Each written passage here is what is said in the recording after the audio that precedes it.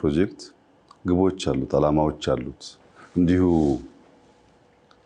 ለተባለው ምክንያት ብቻ ሳይሆን አንድ ነገር ለማሳካት ነው የሚሰራው። ለምሳሌ አንዳንድ ፕሮጀክቶች ነጠላ ግብ ይኖራቸዋል። ነጠላ ግብ ማለት አንድ የሳሙና ፋብሪካ የሚሰራ ሰው ፋብሪካውን ይተክላል፣ ሳሙና ያመርታል፣ ይሸጣል። ግቡ ግልጽ ነው፣ ሳሙና ማምረት ነው። ወይም ደግሞ ድርብ ግብ ያላቸው ፕሮጀክቶች አሉ። ድርብ ግብ ያላቸው ፕሮጀክቶች ለምሳሌ ግድብ ብትወስድ በአንድ በኩል ኢነርጂ ያመርታል፣ በሌላ በኩል በመስኖ አማካኝነት እርሻ ያስፋፋል። ሲሰራ ከጅምሩ ጀምሮ ለዛ ዓላማ በድርብ ዓላማ ሊሰራ ይችላል። አንዳንዶች ደግሞ ድርብርብ ዓላማ አላቸው። ከሁለት በላይ በርከት ያለ ዓላማ ያላቸው ፕሮጀክቶችና የልማት ስራዎች አሉ። እንደነዚህ አይነት የልማት ስራዎች ቅድም እንዳልከው በቀላሉ ዲፋይን ስለማይደረጉ ብዙ ስም ይወጣላቸዋል። ለምሳሌ የኮሪደር ልማት በነጠላ ዓላማ የሚሰራ አይደለም፣ ለነጠላ ጥቅምም የሚውል አይደለም፣ ነጠላ ፕሮጀክት አይደለም። በውስጡ ብዙ ነገሮች ያሳካ ነው። ኢኮኖሚያዊ ግቦች አሉት፣ ማህበራዊ ግቦች አሉት፣ ከባቢያዊ ግቦች አሉት። እነዚህን ግቦች በዝርዝር ማየት ለሚችል ሰው የኮሪደር ልማት ምን ያህል ድርብርብ ዓላማን ይዞ ለተነሳ ይገነዘባል። ለምሳሌ ኢኮኖሚን ብቻ ብንወስድ አንዱ በማክሮ ኢኮኖሚ ስብራት ብለን ያስቀመጥነው ስራ አጥነት ነው። ፕሮጀክት ስራ ማንኛውም ፕሮጀክት ኮሪደር ብቻ ሳይሆን ማንኛውም ፕሮጀክት ስራ ይፈጥራል። ኮሪደር ግን ስራ ብቻ አይደለም የሚፈጥረው፣ እየተሰራም ስራ ነው። ፕሮጀክቱ ካለቀ በኋላ ተጨማሪ ስራ እድል ይፈጥራል፣ ኮንቲኒየስ ስለሆነ የስራ ባህሪው። ሁለተኛ ስኪል ይፈጥራል። የአዲስ አበባ የኮሪደር ዴቨሎፕመንት በጣም በርካታ ሃንዲ ኢንጂነርስ ፈጥሯል። ዩኒቨርሲቲ ገብተው ከሚያገኙት እውቀት የላቀ ፕራክቲካል እውቀት እንዲያገኙ አድርጓቸዋል።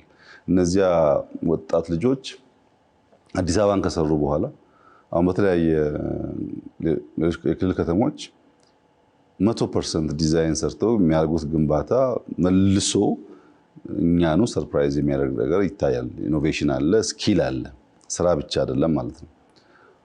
ሁለተኛ ከቤት ግንባታ ጋር ተያይዞ ኢምፕሎይመንት ብቻ ሳይሆን ሃውሲንግ ትልቁ ቻሌንጅ ነው ኢትዮጵያ ውስጥ የነበረው። መቼም ኮሪደር ከጀመርን በኋላ ፎቅ በ3 ወር ጨረስን፣ በ4 ወር ጨረስን ዜና እየሰማችሁ ነው። በብዙ ሺዎች ቤት እየገነባን ያለ ነው አክሮስ ዘ ካንትሪ። እነዛ ቤት ግንባታዎች የኮሪደር ልማቱ አካል ናቸው። ኮሪደር ስትሰራ ስፔስ ትለያለህ፣ የስፔሱን ፐርፐስ ትለያለህ፣ ሪፐርፐስ ታደርጋለህ። ለሃውሲንግ የሚያስፈልጉ ኤሪያዎች የተለጣጠፉ ላስቲኮች ሳይሆኑ ፕሮፐር ቤቶች እንዲሆኑ ይሰራል። በመንግስትም ይሁን በግል ማለት ነው። ሃውሲንግ አለ። ሶስተኛ ፕሮፐርቲ ቫልዩ አለ። ይሄ ቢልዲንግ ከኮሪደር በፊት ያለው ዋጋና ዛሬ አንድ አይደለም። በመንገዱ፣ በመብራቱ፣ በወክወዩ፣ በኔበርሁዱ መሻሻል ምክንያት የእያንዳንዱ ፕሮፐርቲ ቫልዩ ከፍ ይላል። ማንም ሰው ደግሞ ፕሮፐርቲ ላይ ኢንቨስት የሚያደርገው በሆነ ጊዜ ትርፋማ ሆናለሁ ብሎ በማሰብ ነው። ይሄን አውድ መፍጠር በራሱ ብዙ ሰዎች ተማምነው ኢንቨስት እንዲያደርጉ ያግዛል። ከዚያ ውጪ ኮኔክቲቪቲ ታስታውስ እንደሆነ አላቅም፣ ከኮሪደር በፊት ከሲኤምሲ ስራ መምጣት ወይም ከስራ ሲኤምሲ መግባት ያ ሁሉም ሰው የሚያውቀው ችግር ነው። አሁን ያ ችግር እንደው ዜሮ ነው ባልልም በከፍተኛ ደረጃ ተቃሏል። አማራጭ መንገዶች ሰርተናል፣ የነበረውን ማስፈተናል፣ የእግረኛና የመኪና ለይተናል። በዚህ ምክንያት ሰው በፈጠነ ጊዜ ውስጥ ወደ ስራው ወደሚፈልገው ቦታ ይደርሳል። ይሄ አንድ የኮኔክቲቪቲ መንገድ ነው። ከዛም ባሻገር በብዙ መንገድ ሊገለጽ የሚችል የኮኔክቲቪቲ አድቫንቴጅ አለው። ሌላ ቱሪዝም ነው። እንግዲህ እኛ ኢትዮጵያ ውስጥ እንደ ባህሪ ሆኖ ሌላ የውጭ ሰው ካልተናገረ በቀር እርስ በርስ የመደማመጥ ከውስጥ ሲነገር የመቀበል ጉዳያችን ዝቅ ያለ ነው። የዓለምን ሆነ የራሱ ጥናት የራሱ ምርምር ይፈልጋል። ግን አሁን የአዲስ አበባን ውብ መሆን መቼም የማይናገር ሰው ያለ አይመስለኝም። ከዚህ ቀደም መጥቶ ለኛ ያወራሉ። አሁን ግን ሁላችሁም ትሰሙታላችሁ፣ ሶሻል ሚዲያውም ስላለ። ያ ብቻ ግን አይደለም። በአምናና በዘንድሮ መካከል ከፍተኛ ቁጥር ያለው የቱሪዝም እድገት አለ አዲስ አበባ ውስጥ፣ ኢትዮጵያ ውስጥ አጠቃላይ የሎካል ቱሪዝምም የውጭ ቱሪዝምም ብዙ ገንዘብ እያገኘንበት ነው ማለት ነው። በድምሩ በኢኮኖሚ ኤሪያ ብቻ ኮሪደር ሲወሰድ አዲስ አበባን ሴንተር አድርጎ የጀመረው ኮሪደር ዴቨሎፕመንት የኢትዮጵያን የብልጽግና ማሳያ ምልክት ናት። አዲስ አበባ የብልጽግና ሲምቦል ናት። ማንም ሰው መጥቶ ከውጭ ሀገር አዲስ አበባን ብቻ ረግጦ ሌላ ነገራችንን ሳያይ የመመለስ እድሉ በጣም ከፍተኛ ነው። አዲስ አበባን ከወደደ ደግሞ ተጨማሪ ለማየት መፈለጉ ደግሞ ያድጋል። ለዚህ አዲስ አበባ በአንድ በኩል ሲምቦል ናት፣ በሌላ መንገድ ደግሞ ፓዝዌይ ናት። እሷን ያየና ያደነቀ እሷን ያየና የወደደ አርባ ምንጭ፣ ሐዋሳ፣ ባህር ዳር ይልና ለተጨማሪ የብልጽግና ጉዞ መንገድ ታገለግላለች እና የመጀመሪያ ኢንትሪ ፖይንት ናት።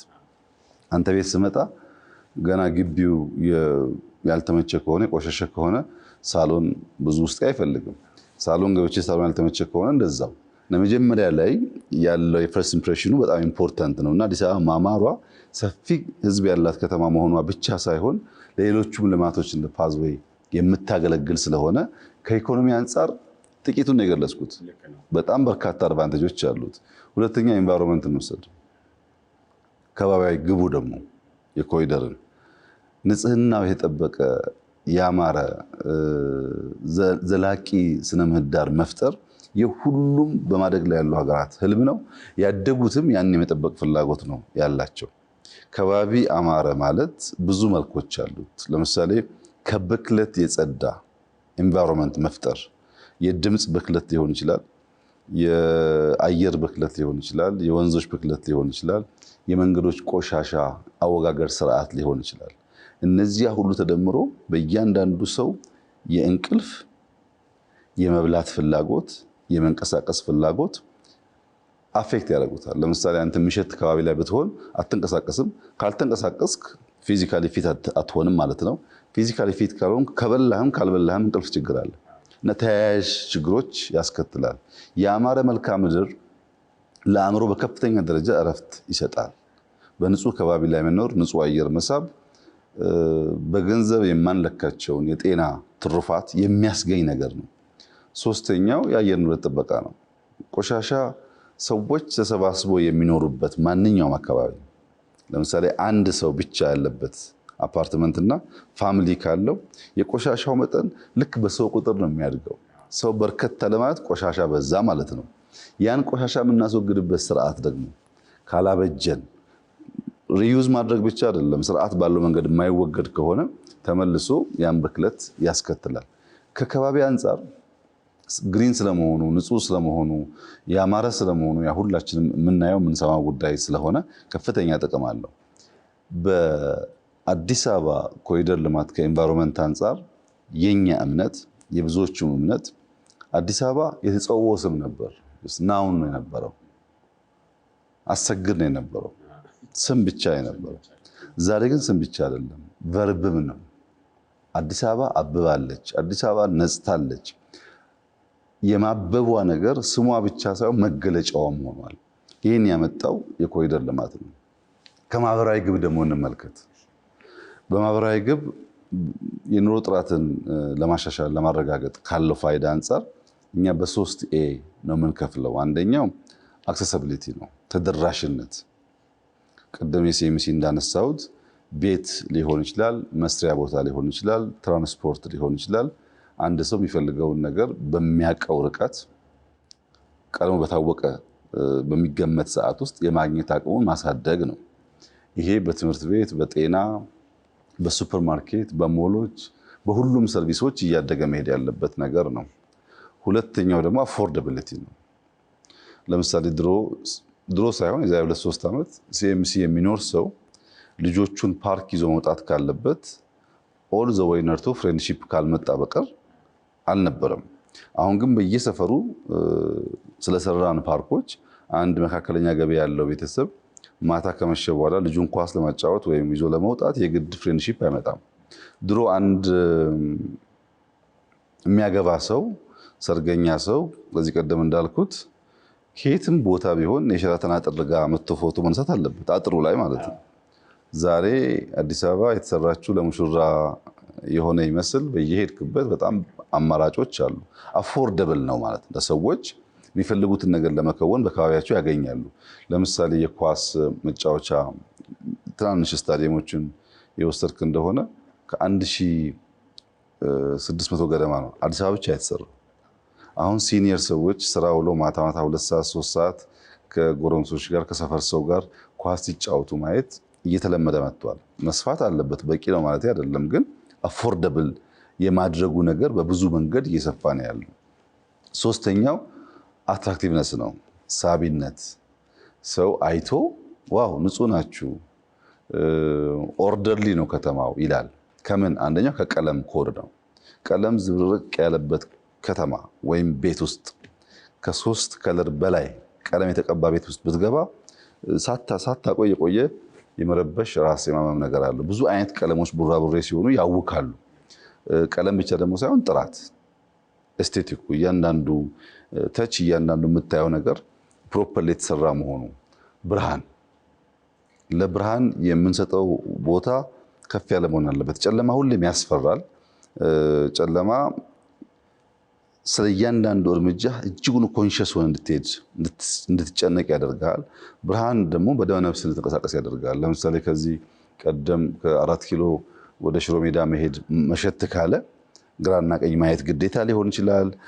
ጉድጓድ ስለሚኖረው መንገዱ መጠንቀቅ ግዴታ ሊሆን ይችላል።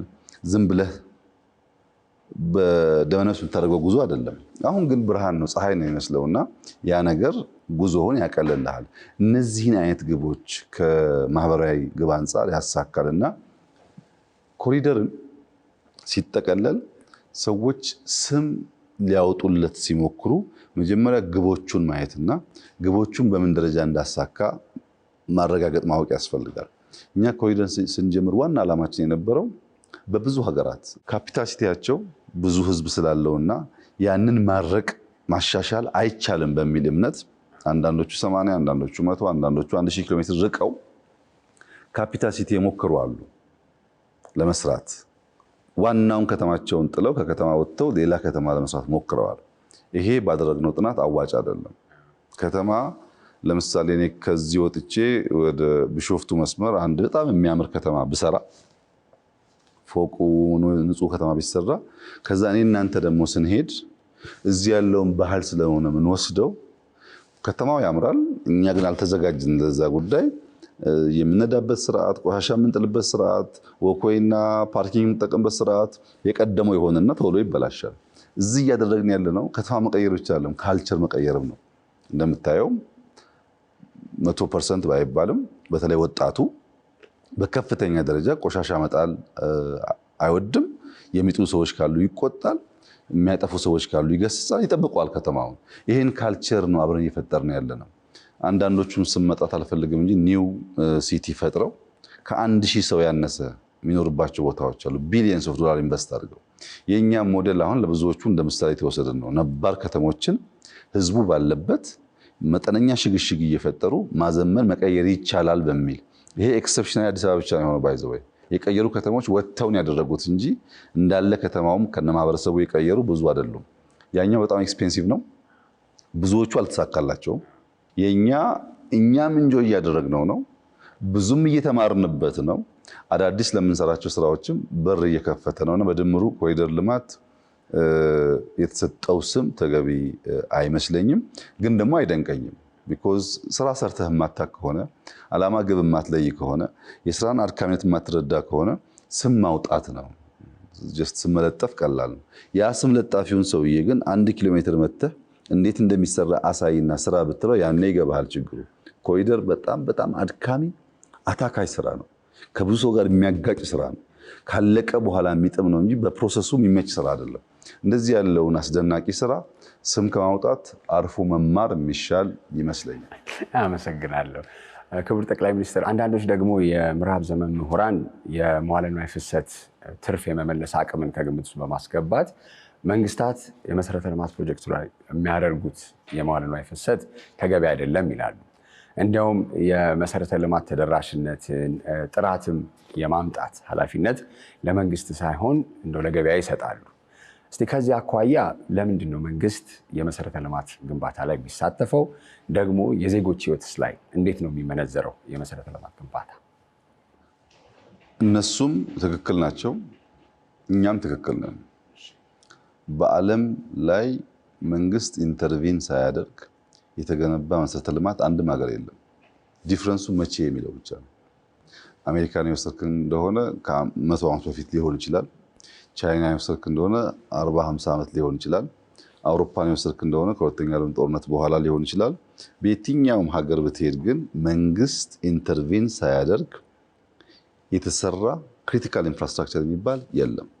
ነገር ግን አንድ ኢንፍራስትራክቸር ከተሰራ በኋላ የማህበረሰቡ የወል እውቀት የወል ሀብት ከሆነ በኋላ መንግስታት ሲስተማቲካሊ ወደ ግለሰብ ማሸጋገር ይፈልጋሉ። ለምን? ገንዘብ እንዲያመጣ። ምን ማለት ነው? እነዚህ ሀገራት እውቀት ካደረጁ በኋላ በንግድ ስም ወደ ሌሎች ሀገራት የመውሰድ ፍላጎት ሲያድርባቸው እንደ መንግስት ከመሄድ የግሉን ፓርት ይመርጣሉ።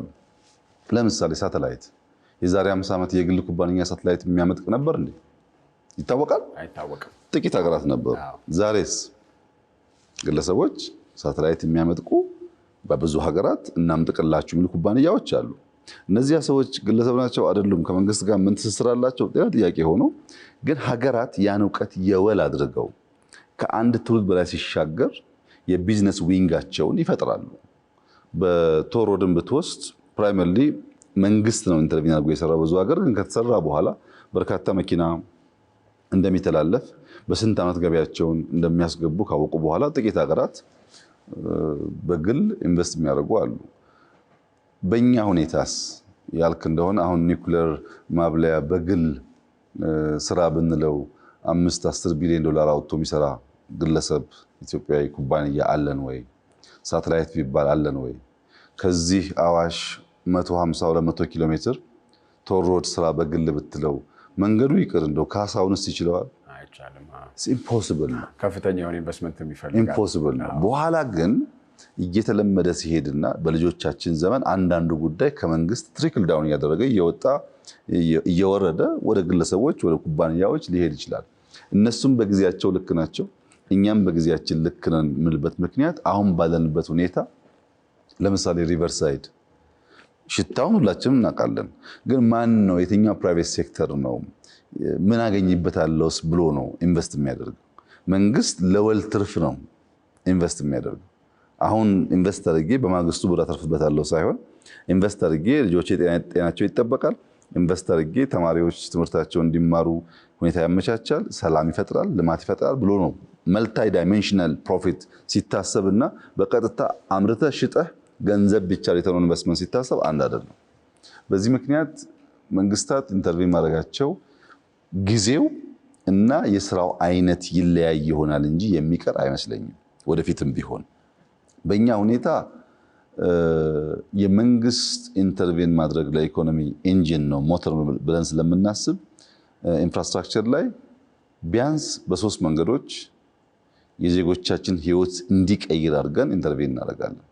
አንደኛው የገቢ አቅምን ይጨምራል። ከዚህ አዳማ ሃይዌይ አለ።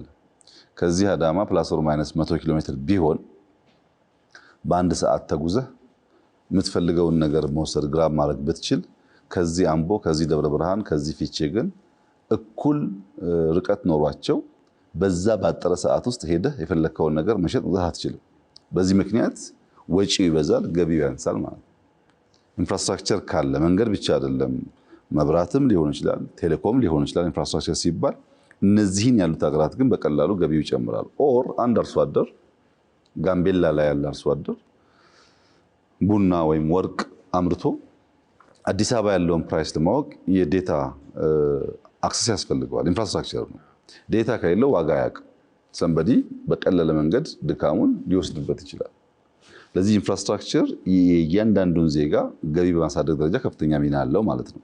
ሁለተኛው ኢኮኖሚያዊ ፍትሃዊነትን ያረጋግጣል። ካንትሪ ሳይድ መኖር፣ ሪሞት ኤሪያ መኖር እና በከተሞች መኖር በኢንፍራስትራክቸር ዴቨሎፕመንት ምክንያት ብቻ የገቢ መዘባረቅ እንዳይኖር ያደርጋል። ለምሳሌ በሰለጠነው ዓለም የትኛውም ክፍለ ሀገር ብትሄድ የምትፈልጋቸው ሱፐርማርኬቶች ይመሳሰላሉ፣ ሞሎች ይመሳሰላሉ። ስታንዳርድ የተጠበቀ ነው እና ለአንተ እዛ ጋር መኖር ወይ እዚህ ጋር መኖር ከስራ ከቤተሰብ ምቹነት ካልሆነ በስተቀር በእለት ተዕለት ያንተ ኖር ላይ ብዙ ዲፍረንስ የለውም። ያን ለማምጣት ኢንፍራስትራክቸር በጣም በእጅጉ ኢምፖርታንት ነው። ሶስተኛው የኑሮ ጥራት ነው፣ ኳሊቲ ኦፍ ላይፍ።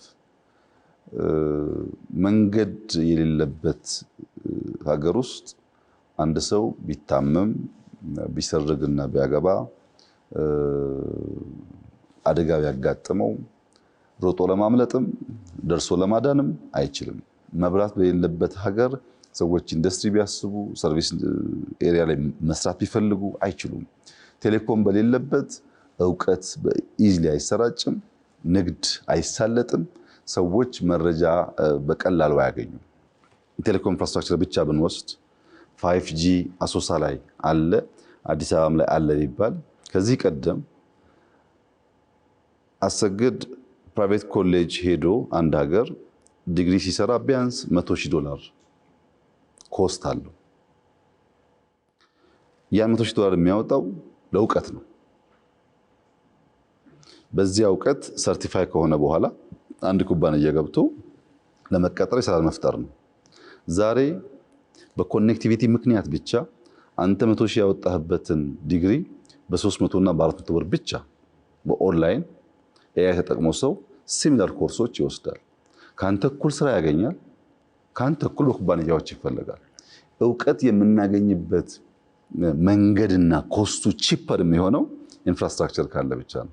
ያ ባለመኖሩ ምክንያት አክሰስ ያለው በ300 ብር ያገኘውን ዲግሪ አክሰስ የሌለው 100,000 እንዲያወጣ ይገደዳል ወይም ዕዳ ይሆንበታል ማለት ነው። በብዙ መልኩ ማህበረሰብን አፌክት የሚያደርግ የሚጠቅም ነገር ስለሆነ በእኛ ሁኔታ ኢንፍራስትራክቸር ላይ ኢንቨስት ማድረጋችን የሚቀጥል ይሆናል። ለምሳሌ ቤት ችግር ነው። አሁን አንተ ቤት የለህም እና ቤት ጥያቄ አለ። የፕራይቬት ሴክተሩ ቤት እየገነባ ብለን ብንጠብቅ እንደ ሀገር አይሆንም። ለፕራይቬት እናመቻቻለን፣ ከፕራይቬት ጋር ተቀናኝተን እንሰራለን። በግል ደግሞ መንግስት አስቦ አቅዶ ኢንቨስት ያደርጋል። ያ ሲሆን ባጠረ ጊዜ ውስጥ የሰውን ፍላጎት ለማሟላት ያግዛል ማለት ነው። ኢንፍራስትራክቸር ነው እሱ።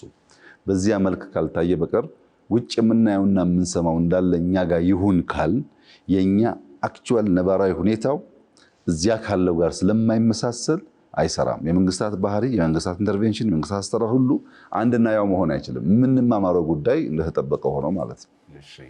እስቲ የኮሪዶር ልማት ላይ ልዩ ትኩረት ተሰጥቶ የሚሰራባቸው የመሰረተ ልማት መስኮች ምንድን ናቸው? ቅድም እንዳነሳሁት ዘርፈ ብዙ ግቦች ያሉት ነው። ጥቂቶቹን ለማንሳት አንደኛው ስማርት ትራንስፖርት ነው። የትራንስፖርት ሲስተሙ ስማርት መሆን አለበት። ስማርት መሆን አለበት ሲባል አዲስ አበባ ከ5 ሚሊዮን በላይ ህዝብ የሚኖርባት ሀገር በመቶ ሺዎች የሚቆጠር መኪና ያለበት ከተማ ነው። ለምሳሌ 1 ሚሊዮን መኪና አለ ብለን ብንወስድ ወይም 6-7 ሚሊዮን ሰው አለ ብለን ብንወስድ የመንግስት ትኩረት የነበረው ለነዛ 1 ሚሊዮን መኪናዎች አስፋልት መስራት እንጂ ለነዚህ 5 እና 6 ሚሊዮን ሰዎች በእግራቸው መጓዝ እንዲችሉ የሚያመቻች እሳቤ አልነበረም። ወይም አካል ጉዳተኛ በጣም ከፍተኛ ቁጥር አለ ኢትዮጵያ ውስጥ መንቀሳቀስ ቢፈልጉ እነሱን ታሳቢ ያደረገ አልነበረም። ወይ መኪና አልፈልግም እኔ ሳይክል እጠቀማለሁ ቢል ሳይክል ለመጠቀም የሚያስችል አስቻይ ነገሮች ኢንፍራስትራክቸር አልነበረም። ስማርት ትራንስፖርት ስንል እነዚህ ሁሉ ያካትታል። ከዚያ ባሻገር ታስታውስ እንደሆነ የዛሬ 3 ዓመት 4 ዓመት ገደማ ብዙ ፓርኪንግ ስላልነበረን ከተማ ውስጥ አስፋልቱ የእግረኛ መንገድም ነው፣ አስፋልቱ የመኪና ማቆሚያም ነው፣ አስፋልቱ መኪና መንቀሳቀሻም ነው። በዚህ ምክንያት አደጋ ሊያጋጥም ይችላል። በፈጠነ ሰዓት ከምታስበው ቦታ ልደርስ አትችልም። ባለፉት 5 ዓመታት ገደማ አዲስ አበባ ውስጥ ፓርኪንግ ሰርተናል። ሄደህ ፓርክ ማድረግ የምችልባቸው ቦታዎች በርካታ ናቸው። የኢቪ ቻርጀር አክሰስ ማግኘት፣ የሄድክ የት እንዳለ አውቀህ ቻርጅ ማድረግ መቻል፣ እነዚህ ሁሉ የትራንስፖርት ሲስተሙን የሚያሳልጡ ናቸው። ጥፋት ተጠፋ የካሜራ ሲስተሞች ወንጀለኛን ለመለየት የምንጠቀምበትን ጨምሮ ማለት ነው።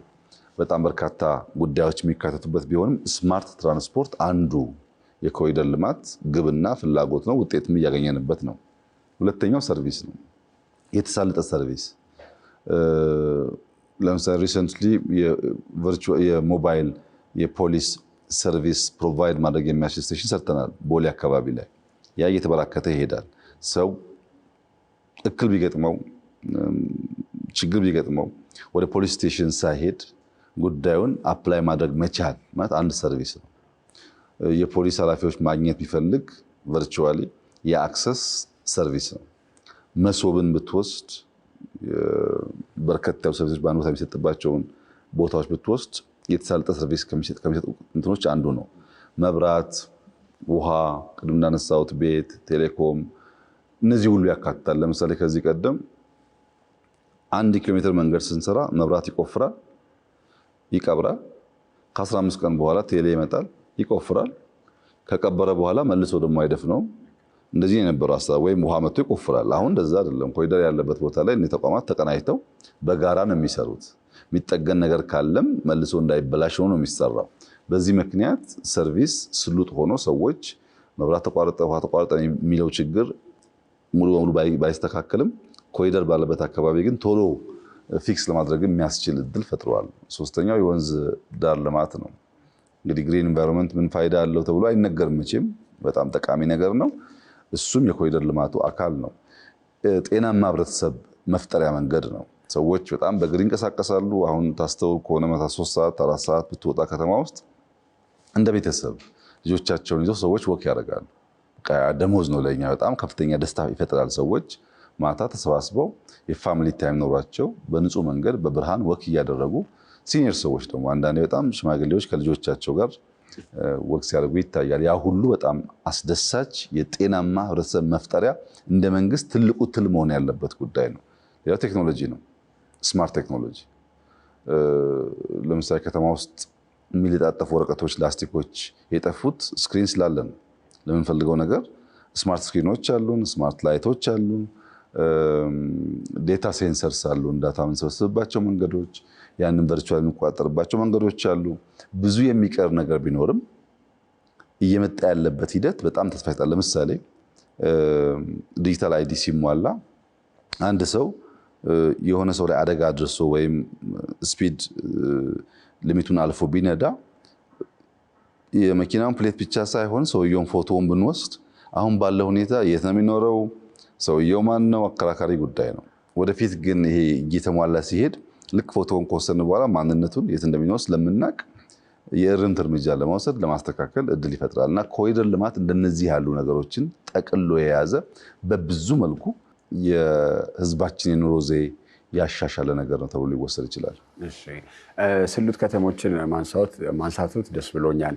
የሚቀጥለው ጥያቄ እንግዲህ የኮሪደር ልማት ሲነሳ ጎን ለጎን ስሉጥ ከተሞችን ማንሳታችን አይቀርም።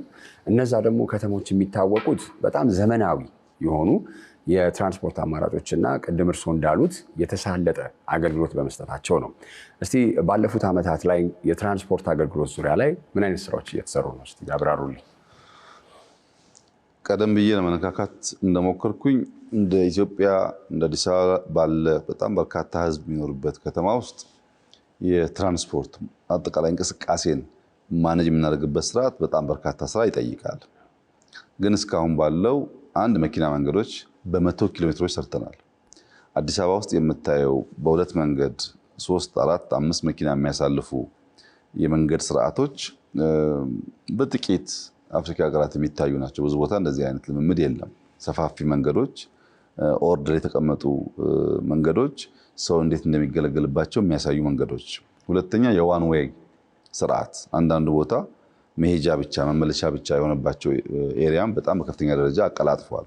ቅድም እንዳልኩ ፓርኪንግ ስለሰራ በየመንገዱ ሰው መኪና ፓርክ ከማድረግ ዞር አድርጎ ፓርኪንግ ውስጥ ይጠቀማል። መንገዱ ክፍት ይሆናል ማለት ነው። የትራፊክ ማኔጅመንት እንዲያድግ አድርጓል። የኢቪ ቻርጀሩም ቢሆን በከፍተኛ ደረጃ መኪና መንገዶችን አጠቃቀም ላይ ወጣ ያሉ ስለሆነ ጥቅሙ ከፍተኛ ነው።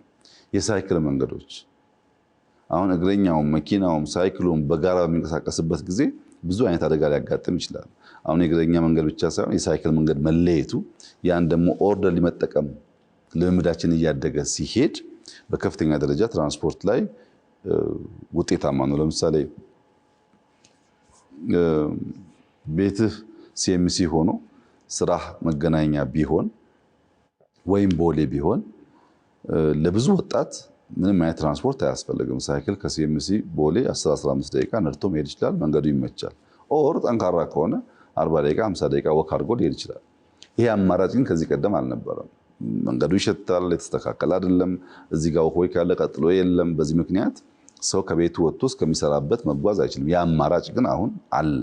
የሳይክል መንገዶች መስፋፋታቸው ለስራ ብቻ ግን ዴሊቨሪ፣ ለምሳሌ አንድ ሰው ወጣት ስራ የለኝም ቢል እና አንድ ወንድሙ ሳይክል ቢገዛለት በሳይክሉ ፒዛ ዴሊቨሪ እያደረገ ስራ ሊፈጥ ይችላል። ለራሱም ፊዚካሊ ፊት ይሆናል። እንቅስቃሴውም የተመቻቸ ነው። ኢንፍራስትራክቸሩ ለዛ ይመቻል ማለት ስራ አገኘበት። ፊዚካሊ ፊት መሆን ብቻ ሳይሆን የእግረኛ መንገድ ያ ሁሌም እኔ ሪኮመንድ የማደርገው ነገር ነው። ሰው በተቻለ መጠን አደጋ የማያስከትልበት ከሆነ ተጨማሪ ወጪ ከሌለው ከመኪና ጋር የማያቀላቅል ከሆነ በእግር መሄድ መለማመድ በጣም ጠቃሚ ነው። እኔ ጊዜ ካለኝ እስከ 10 ኪሎ ሜትር ድረስ በቀን እጓዛለሁ።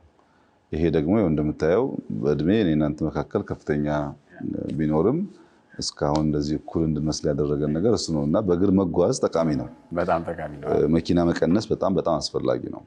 መሶብን ቅድም እንዳነሳሁት ነው እና በብዙ መንገድ የትራንስፖርት ስርዓቱ ሰው ከቤቱ ወጥቶ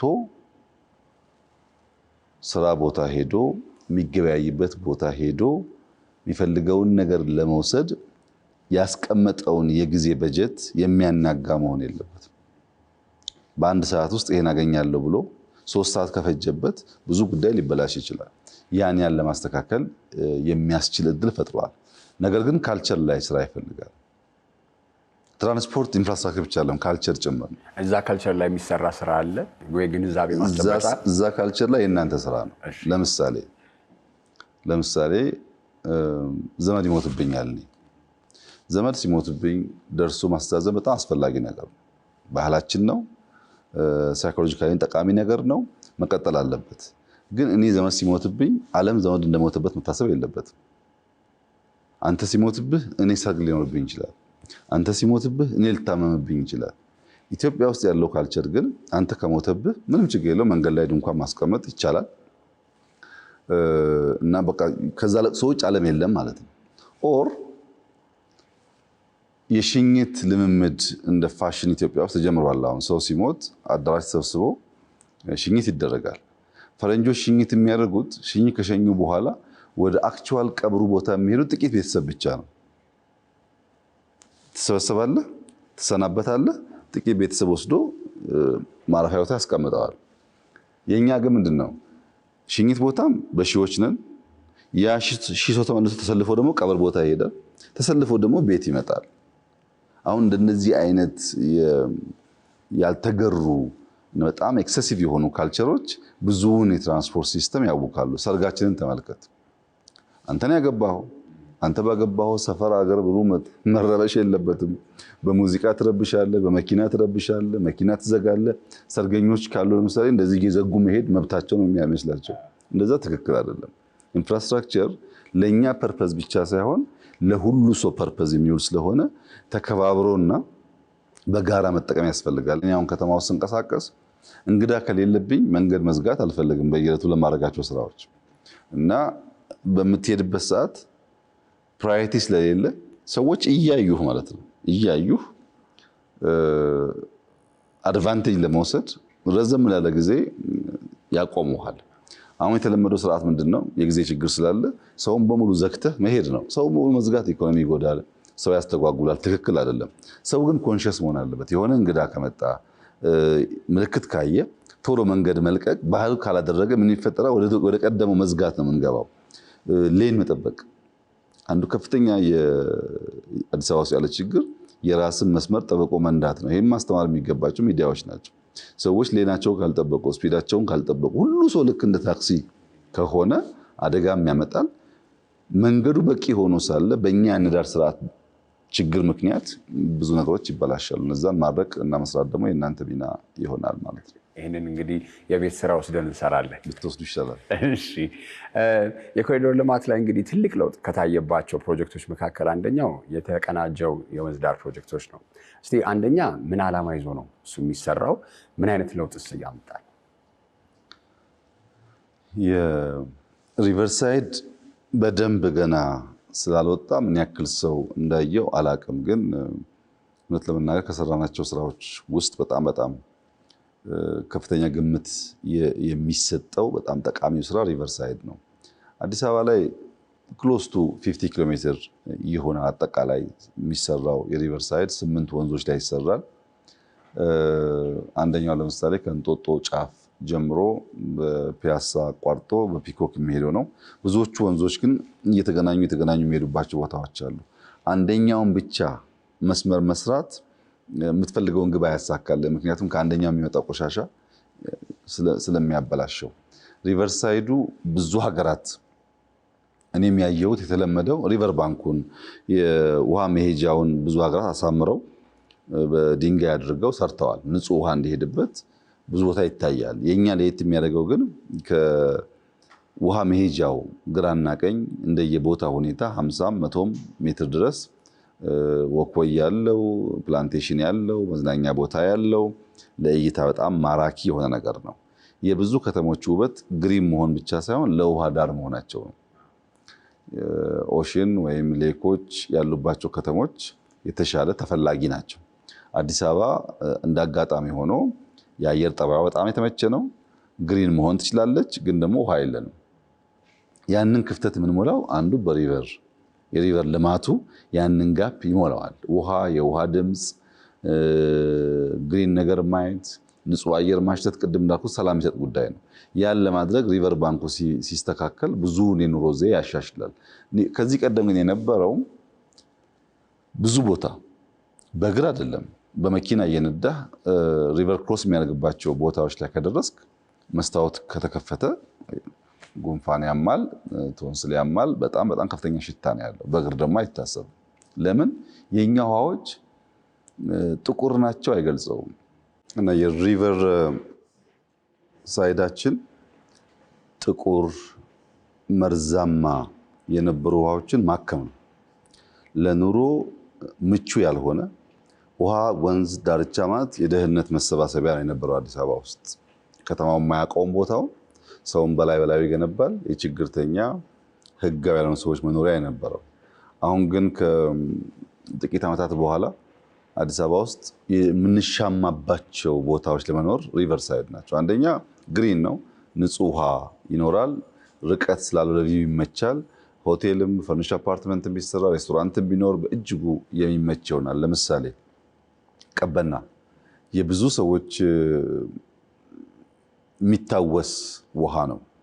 ሲኒየር ሰዎች ብታናገር ቀበና ዋኝተን ቀበና እንደዚህ አድርገን ይላሉ። ጎኑም ታዋቂ ሃይ ስኩል ስላለ የዛሬ 2-3 ዓመት ሙሉ በሙሉ ሻንቲ ሃውሶች የሞሉበት ውሃው በጣም የሚሸት የቆሸሸ ነው የነበረው።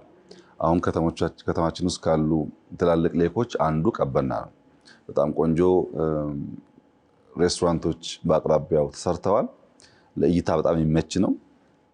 እንደ መዝናኛ ቦታ ውሰደው። ትናንትና በጣም ቆሻሻ የነበረው አሁን እንደ መዝናኛ ቦታ ውሰደው። ውሃዎቻችንን በሚመለከት እየተሰራ ያለው ስራ አላለቀም።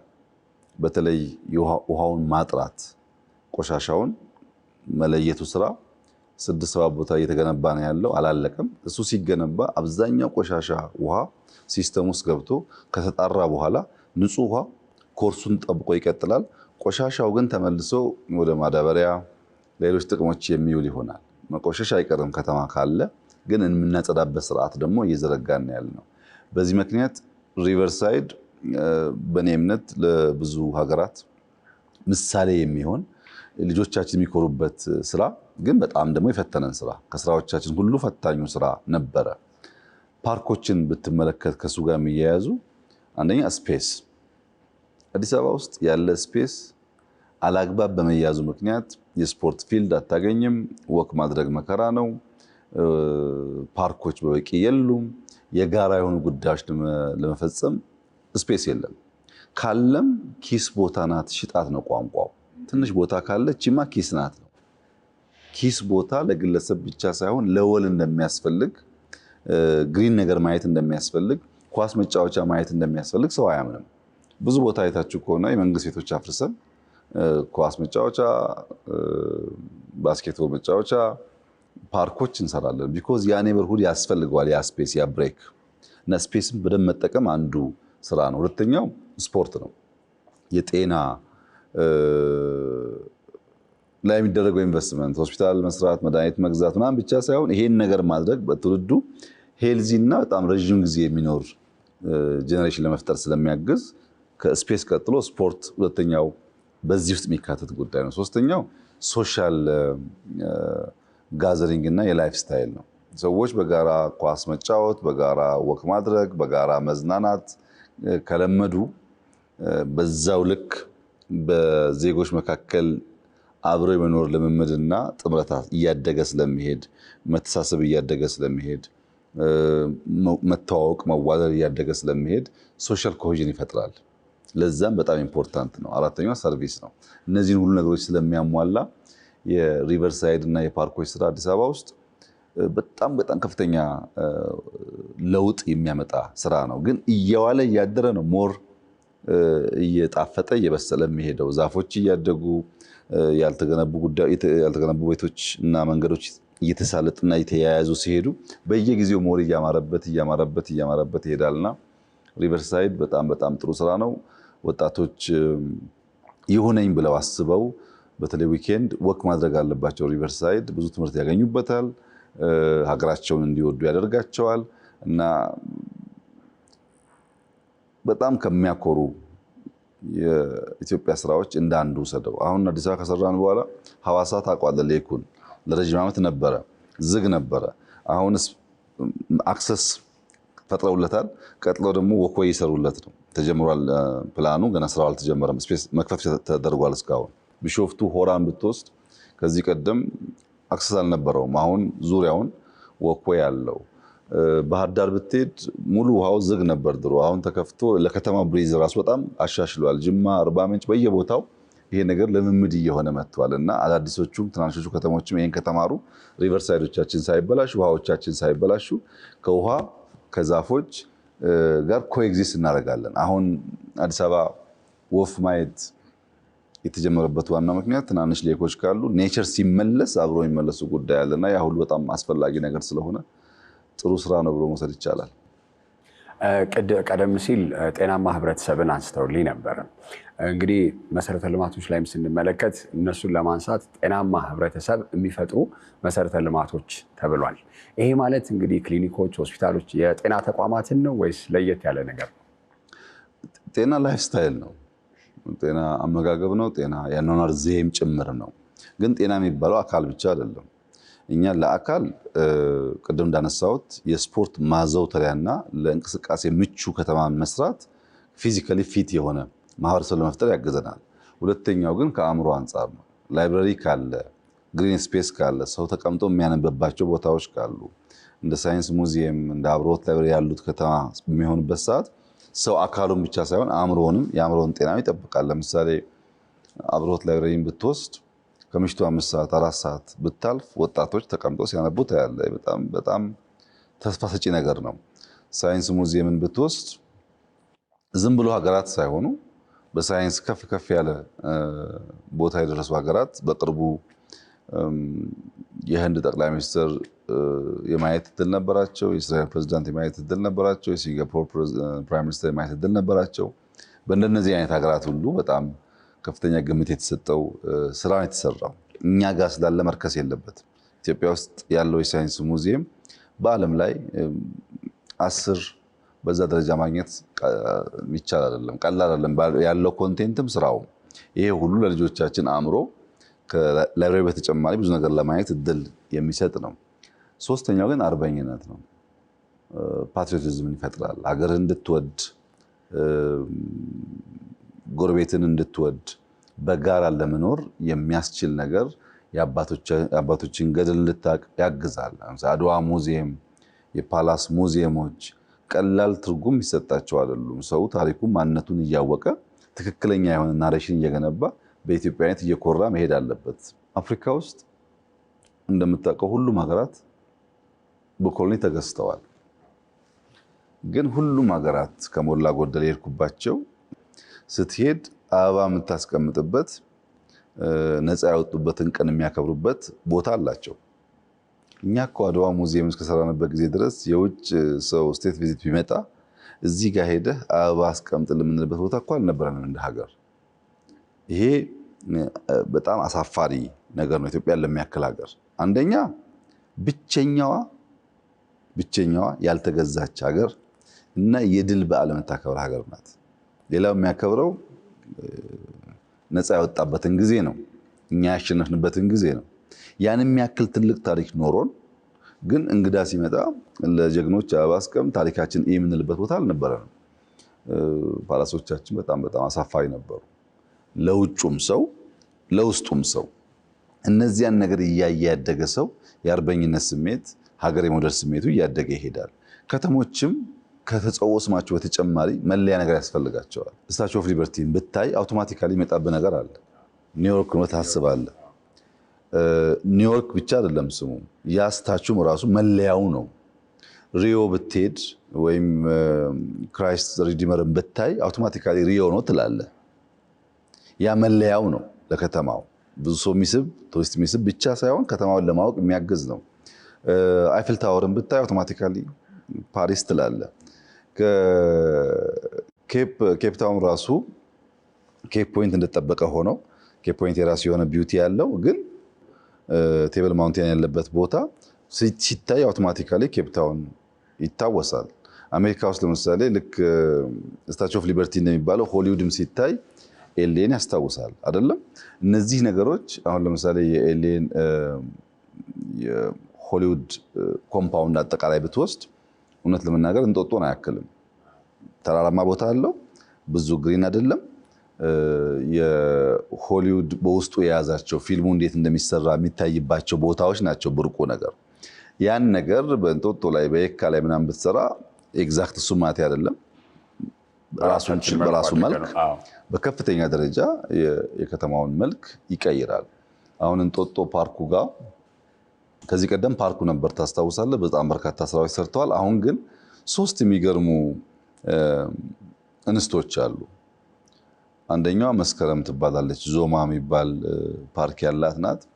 ባለፉት 6 ዓመታት ነንስቶፕ ነው ያንን ቦታ የገነባችው። እንጦጦ ላይ አልጨረሰችም። አሁንም ግን የሰራችው ስራ እውነት ለመናገር ለብዙ ጊዜ ለብዙ 10 ዓመታት የሚጎበኝ እንደሚሆን ጥርጥር የለኝም።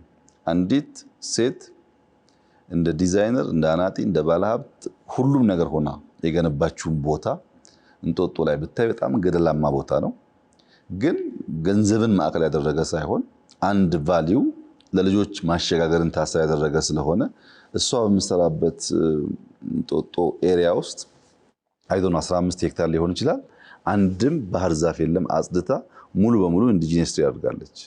ተክላ ያለውንም ደግሞ ተንከባክባ አንድ በጣም መታየት የሚችል ቦታ ነው። ከሷ ብዙም ሳትርቅ ሳባ የምትባል የሀገር ባህላዊ ቅርሶችን የምታሳይ ሌላ ሴት ደግሞ የልቧን ግዝፈት የልቧን ትልቅነት የሚያሳይ ስራ ሰርታለች። የእሷን ሲሊንግ ርቀት አይተህ የእሷን የስቴርስ የኮሪደር ስፋት አይተህ ሀብታም የምትለው ሰው ቤት ስትሄድ አታገኘውም። የአንዳንድ ሰው ልቡን በስራው ታየዋለህ። የልቧን ትልቅነት በጣም ሀብታም ሆና ሳይሆን ልቧ ትልቅ ስለሆነ የኢትዮጵያን ካልቸር ለማሳየት የሚያስችል አስደማሚ ስራ ሰርታለች። ሌላኛዋ ሶስተኛዋ እህት ደግሞ ጎን ላይ የሰርከስ ቦታ ሰርታለች። ጎን ለጎን ናቸው እነዚህ ሴቶች። የሰርከሷ እህት ወጣቶች ታዳጊዎች አሰልጥና በዓለም መድረክ የኢትዮጵያን ብቃት የምታሳይ አሁን እኛ መንገዳ ስናመጣ አብዛኛዎቹን ለእንግዶች መሳዩ ያን ብቃት ነው። ቢኮዝ መወዳደሪያ ነገር ስለሆነ ብዙ ቦታ የሚገኝም ስላልሆነ ወጣት ላይ ትሰራለች። ሁለተኛዋ ደግሞ ባህል ቅርስ ታሳያለች። ሶስተኛዋ ደግሞ በጣም ብዙ ነገሮች በውስጡ ልጆችንም አዋቂዎችንም ያካተተ ነው የምትሰራው እና ሶስቱም ቦታ እንኳ ብትወስድ ከቅርስም ከታሪክም ከመዝናኛም አንጻር ቅድም ልክ ሆሊውድ እንዳልከው ሲሰናሰልና ሲሸጥ በጣም ከፍተኛ ፋይዳ ያለው ነገር ነው። እንደዚህ ያለውን ነገር በእግር እየሄድክ እንደዚህ ያለውን ነገር ቅርስ እያየ በምትሄድበት ሰዓት በአካልም በአእምሮም እንደገና በአርበኝነት ስሜትም እንድታድግ ያደርጋል። ሙሉ ጤነኛ ትሆናለህ። አንዳንዴ ሰው ፊዚካሊ ጤነኛ ሆኖ አእምሮ ጤነኛ ካልሆነ ኮሪደርን የሚያክል ተአምራዊ ስራ ብልጭልጭ ይላል። ይሄ የአእምሮ በሽታ እኮ ነው። በአካሉ ጠንካራ ሊሆን ይችላል ወይ ደግሞ አካሉ አእምሮ ጠንካራ ሆኖ ታሪኩን በወጉ ባለማወቁ በሀገር ውስጥ ያሉ ቅርሶች ባለማወቁ ስለ ሀገሩ ያለው ክብርና ፍቅር ያነሰ ይሆናል። በተሟላ መንገድ ሰዎች ጤናማ ሆነው እንዲያድጉ በእጅጉ የሚያግዝ ስራ ነው መውሰድ ይቻላል። እሺ፣ ኢትዮጵያ እንግዲህ ባለፉት ጥቂት ዓመታት ወደፊት ከተራመደችባቸው መስኮች መካከል አንደኛው ትልቁ ዲጂታል ቴክኖሎጂ ነው ማለት እንችላለን። እስቲ ዲጂታል ቴክኖሎጂ ላይ ምን አይነት ስራዎች እየተሰሩ ነው? ምንስ ግብ ይዘው ነው እየተሰሩ ያሉት? የዲጂታል ቴክኖሎጂ በራሱ ከዋና ዋና 5 ግቦቻችን አንደኛው ግብ ነው። በሌላ መንገድ ደግሞ ሁሉም ግቦች የሚያስተሳስር ስርዓት ነው። የዲጂታል ኢንፍራስትራክቸር ያደገባቸው ሀገራት ትምህርት ሊሰፋ አይችልም፣ ጤና ሊሻሻል አይችልም፣ ግብርና ወደ ማርኬት ሊወጣ አይችልም፣ ኢንዱስትሪ ሊያድግ አይችልም። እድገት የሚባለው ነገር ቴክኖሎጂ ከሌለ የተሟላ አይሆንም። ምክንያቱም ማንኛውም ነገር የሚለካው በምርት ብቻ ሳይሆን በምርቱ ብዛት ነው። ፕሮዳክቲቪቲ ማደግ 1 ሄክታር ላይ 10 ኩንታል ማምረትና 1 ሄክታር ላይ 100 ማምረት ይለያያል። አንድ ፋብሪካ ውስጥ በአንድ ሺፍት 100 ሸሚዝ ማምረትና በ3 ሺፍት በርከት ያለው ማምረት ያንኑ ኢንቨስትመንት መልቲፕላይ ያደርገዋል። ይህን ሁሉ የሚያሳልጠው ቴክኖሎጂ ነው። በእኛ ሁኔታ ለምሳሌ ዛሬ 4-5 ዓመት ገደማ 4G የሚባል ነገር አናቅም። አሁን ግን ከ1000 በላይ ከተሞች 4G ያላቸው ቴሌኮም ኢንፍራስትራክቸር አላቸው። ዴታ ባገኙ ቁጥር በዛ ይማራሉ፣ በዛ ጤናቸውን በቨርቹዋሊ መታከም ይችላሉ፣ በዛ ስራ ማግኘት ይችላሉ። የቨርቹዋል ጆብ እየተስፋፋ ነው ያለው። ብዙ ነገር ነው የሚነካካው ቴክኖሎጂው፣ በውትድርናውም፣ በጤናውም፣ በትምህርቱም፣ በአኗኗር ዘዬውም፣ በትራንስፖርቱም። በእኛ ሁኔታ አዲስ ነገር ሲመጣ እንደሚገባን ስለማናምን ለሌሎች እንደሚገባ እናምንና ካለፈ በኋላ በቁጭት እንንገበገባለን። ያን ያስቀራል። ቢያንስ ልጆቻችን የሚወዳደሩ በዓለም ገበያ ላይ ተወዳድረው የተሻለ ፕሮዳክት መሸጥ የሚችሉ ያደርጋቸዋል። የሰለጠነ የሰው ኃይል ለመፍጠርም በእጅጉ ያግዛል። ብዙ ነገር ብርቅ የሚሆንብን በዚህ ቴክኖሎጂ እጥረት ምክንያት ነው። ብዙ ነገር ቅርብ የሚሆንልን ደግሞ አክሰስ ባገኘን ቁጥር ነው እና ያን ያመጣል። ኢትዮጵያ ውስጥ የተሰራ ያለው አንደኛው ቴሌኮም ኢንፍራስትራክቸር ነው። ብዙ ነገር እየቀየረ ነው ያለው። ቅድም እንዳነሳሁት ሳይንስ ሙዚየም ቢሊየንስ ኢንቨስት የተደረገበት በጣም ትልቅ ስራ ነው። ሄሊኮፕተር ማብረር የሚፈልግ ሰው፣ ድሮን ማየት የሚፈልግ ሰው፣ ትላልቅ አውሮፕላን ማብረር የሚፈልግ ሰው፣ የስፔስ እንቅስቃሴ ማየት የሚፈልግ ሰው፣ አርቲፊሻል ኢንተለጀንስ ማየት የሚፈልግ ሰው በግማሽ ቀን የሳይንስ ሙዚየም ጉብኝት በጣም ብዙ ነገር መማር ይችላል። ብዙ ፋይዳ አለው። አርቲፊሻል ኢንተለጀንስ ተቋም በአፍሪካ ቀደምቱን የገነባ ነው። አሁን ዩኒቨርሲቲ እየገነባን ያለ ነው። ለእኛም ለአፍሪካን በሚሆን ልክ ይሄ ኢምፓክቱን የምናየው እንደ ኢትዮጵያ አየር መንገድ ነው። የኢትዮጵያ አየር መንገድ የዛሬ 89 ዓመት ሲገነባ ብዙ ያን የነበረው ሰው ፋይዳውን ላይገነዘበው ይችላል። ዛሬ ግን በአፍሪካ ኩራታችን ነው። ቴሌኮም ሊወሰድ ይችላል፣ ፖስታ ሊወሰድ ይችላል። ለምሳሌ ሺፒንግ ላይንስ ብንወስድ በአፍሪካ ውስጥ ከኛ ቀጥሎ ግብጽ ነው እንደዚህ አይነት ተቋም ያላቸው። እሱም ለካናሉ ትራንስፖርት ነው። ግን ወደብ የባህር በር ሳይኖረው ግዙፍ ሺፒንግ ላይንስ ያለው ብቸኛው ሀገር ኢትዮጵያ ነው። ይህንን ማጠናከር ማሳደግ ከተቻለ ብዙ ጥቅም ሊያመጣልን ይችላል እና አርቲፊሻል ኢንተለጀንስ ልክ እንደነዚህ ተቋማት ነው ውሎ ሲያድር ፋይዳው ልክ እንደነዚህ ተቋማት ኢምፓክቱ የሚታይ ይሆናል። ዩኒቨርሲቲውም እንደዚሁ 5 ሚሊዮን ኮደርስ ብለን የጀመርነው ፕሮግራም አሁን 3.5 ሚሊዮን ገደማ ሰዎች ሰርቲፋይድ ሆነዋል። 5 ሚሊዮን ኮደርስ ኢትዮጵያ ፈጠረች ማለት እንግዲህ አፍሪካ ውስጥ 5 ሚሊዮን ፖፑሌሽን ያለው ስንት ሀገር ነው? 5 ሚሊዮን ኮደር ካለን ከነዛ ሀገራት አውቶማቲካሊ እንሻላለን እንበልጣለን ማለት ነው። ቨርቹዋሊም ብንሰራ ተቀጥረንም ብንሰራ ስራን ብንፈጥር ፋይዳን ብትወስድ ዲጂታል መታወቂያ ኢንሃውስ ነው የገነባ ነው። ኢትዮጵያ 35-6 ሚሊዮን ደርሰናል። አሁን ግን ከኢትዮጵያ ወጥተን ዛምቢያ ኮንትራት ፈርመን ኦልሬዲ የኛን ሲስተም መሸጥ ጀምረናል። እየወጣ ነው ያለው ማለት ነው። ፊንቴክ ቢወሰድ ያው አንተም ታውቀዋለህ 5-6 ዓመት ኢትዮጵያ ውስጥ ሞባይል ዋሌት ወይም የክፍያ ስርዓት የሚባል ነገር በጣም አስቸጋሪ ነበረው። አሁን በስልክ ብር ታስተላልፋለህ፣ ትገዛለህ፣ ትሸጣለህ፣ ቲፕ ትሰጣለህ።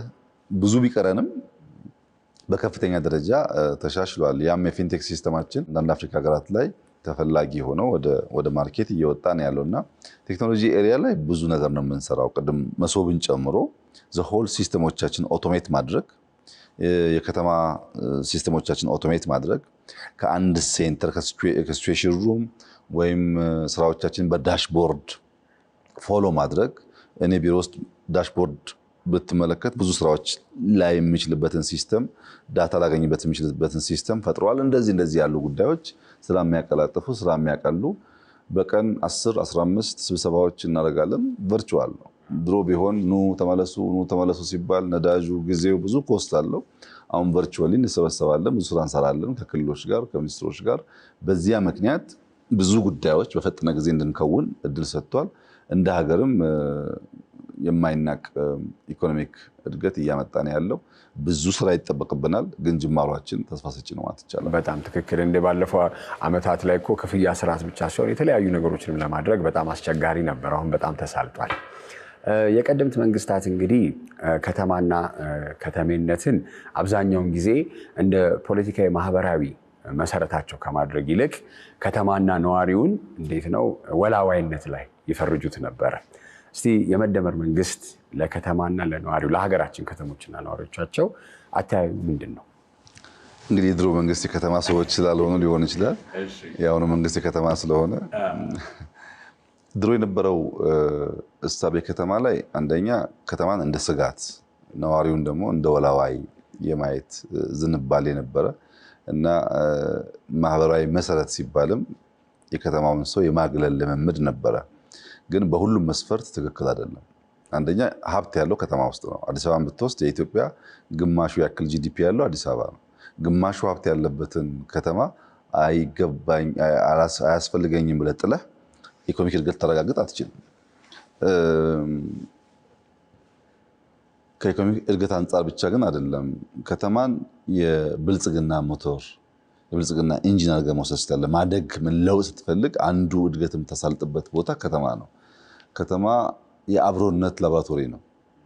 አንተ ከአንዱ ሰፈር እኔ ከአንዱ ሰፈር ያኛው ከዛ ሰፈር መጥቶ በጋራ ለመኖር በተግባር የምንማማርበት ላቦራቶሪያችን ነው። እንደ ገጠሩ ቤተሰብ ተዋዋቂ ብቻ ሳይሆን የማይተዋወቁ ሰዎች በቋንቋ በባህል በሃይማኖት የማይግባቡ ሰዎች የሚኖሩበት ከባቢ ነው። እሱን መስራት ያኛውን ያቀለዋል ማለት ነው። ሶስተኛ የስልጣኔ መስታወት ነው። የአንድ ሀገር እድገት የአንድ ሀገር ስልጣኔ የሚለካው በከተሞች ነው። ነዋሪውንም የወሰድክ እንደሆነ የለውጥ ባለቤት ነው፣ ኢኖቬተር ነው። ጥሮ ግሮ ለመለወጥ ሪስክ ቴከር ነው።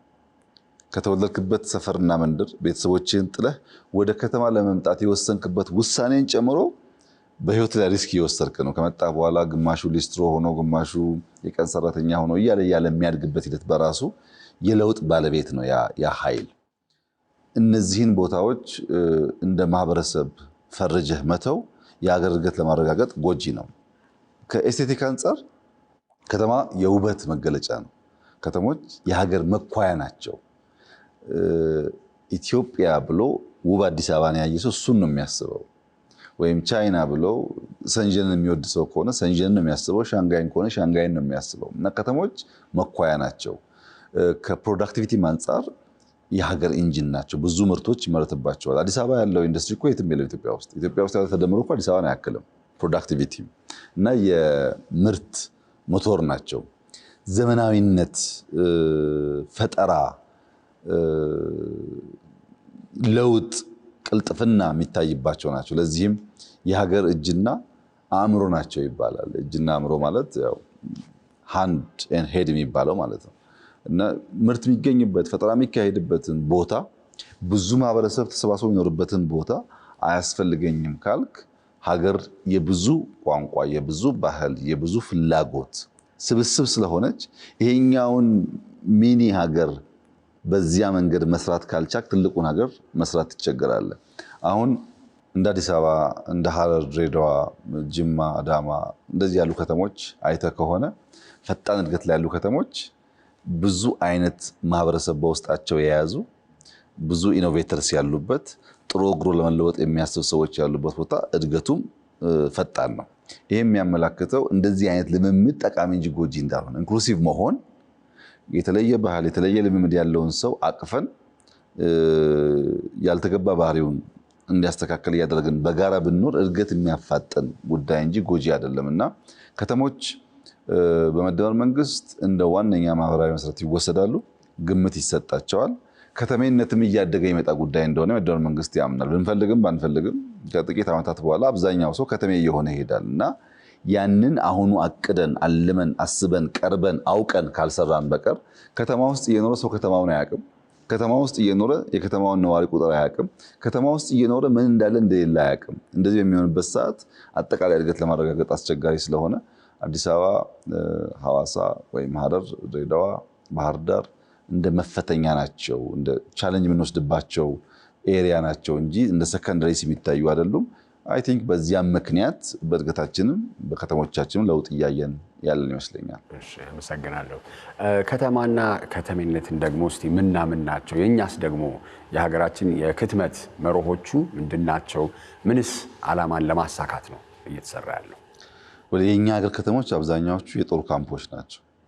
በውጊያ ጊዜ ሰዎች ሄደው መንደር ሆነው የተፈጠሩትና ታስቦ ከተማ ይሁን ተብሎ አይደለም። በብዙ ምክንያት ማስተር ፕላናቸው በግልጽ የማይታይ ማስተር ፕላን ካላቸው የማይተገበር ከተሞቹ የሚያስተዳድሩ ሰዎች ከተሞቹን በደንብ የማያውቁበት ሁኔታ የነበረው ክትመት በእቅድ ካልተመራ፣ ክትመት በእውቀት ካልተመራ፣ ክትመት ነገን እያየን ካልመራ ነው ጥፋት ሊሆን ይችላል። ውሃው ይበላሻል፣ ዛፍ ይጨፈጨፋል፣ የበሽታ የሌብነት ምናምን መጠራቀሚያ ሊሆን ይችላል እና እቅድ ያስፈልገዋል።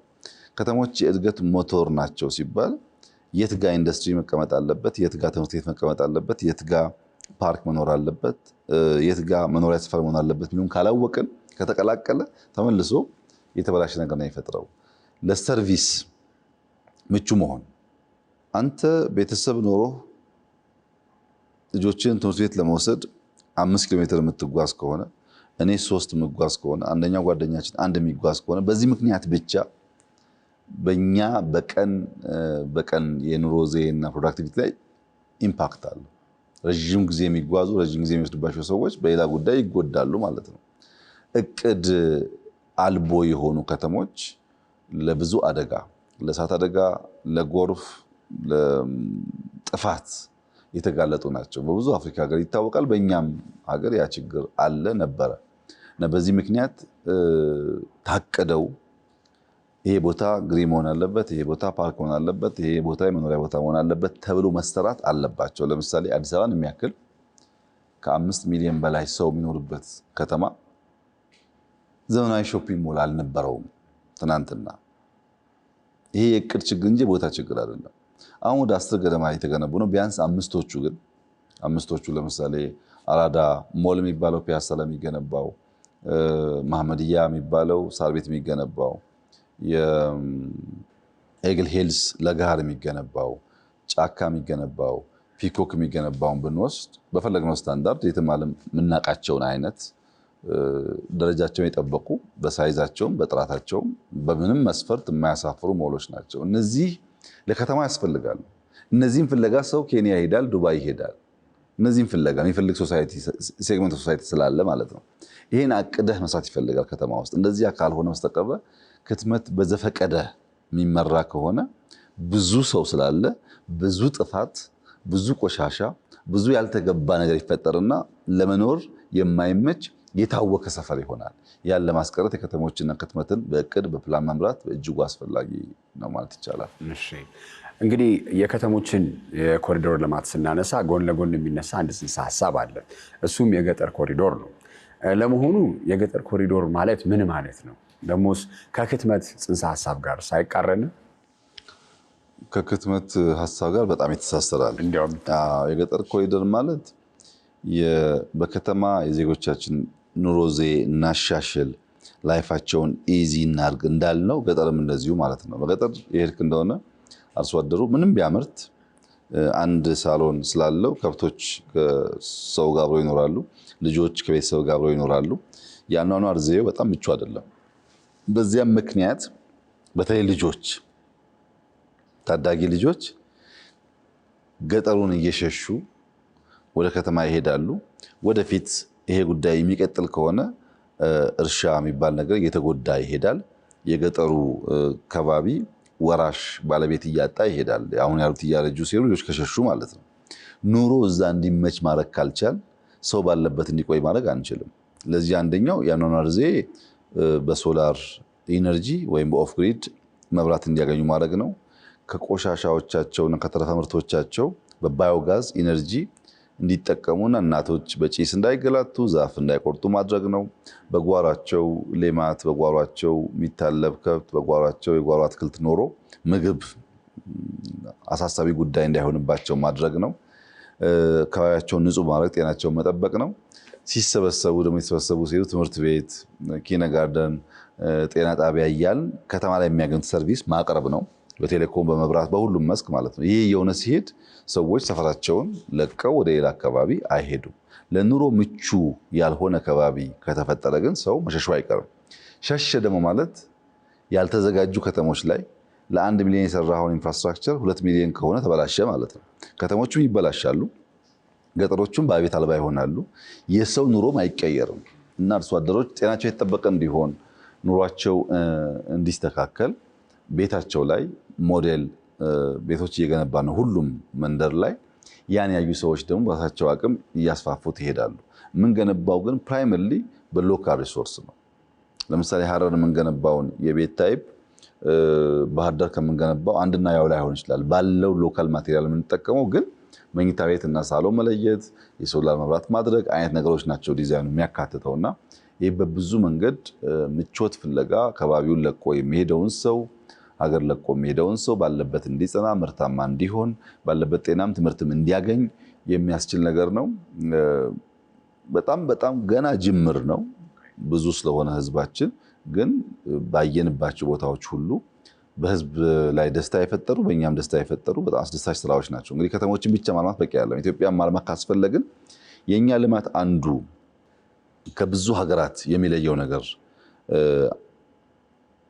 እኛም ያየነው ሰዎች የሚነግሩን፣ ለምሳሌ በቅርቡ አዘርባጃን ሄደን ነበረ። አዘርባጃን ባኩ የምትባለው ከተማ በጣም ቆንጆ ናት። በደንብ ሰርተዋታል። ከተማው መስራት ከጀመሩ ወደ 15-20 ዓመት ገደማ ፈጅቶባቸዋል። አሁንም እየሰሩ ነው ያሉት። ምንድነው የኛ ከነሱ የሚለየው ያልከኝ እንደሆነ አንደኛው ስኬል ነው፣ ሁለተኛው ፍጥነት።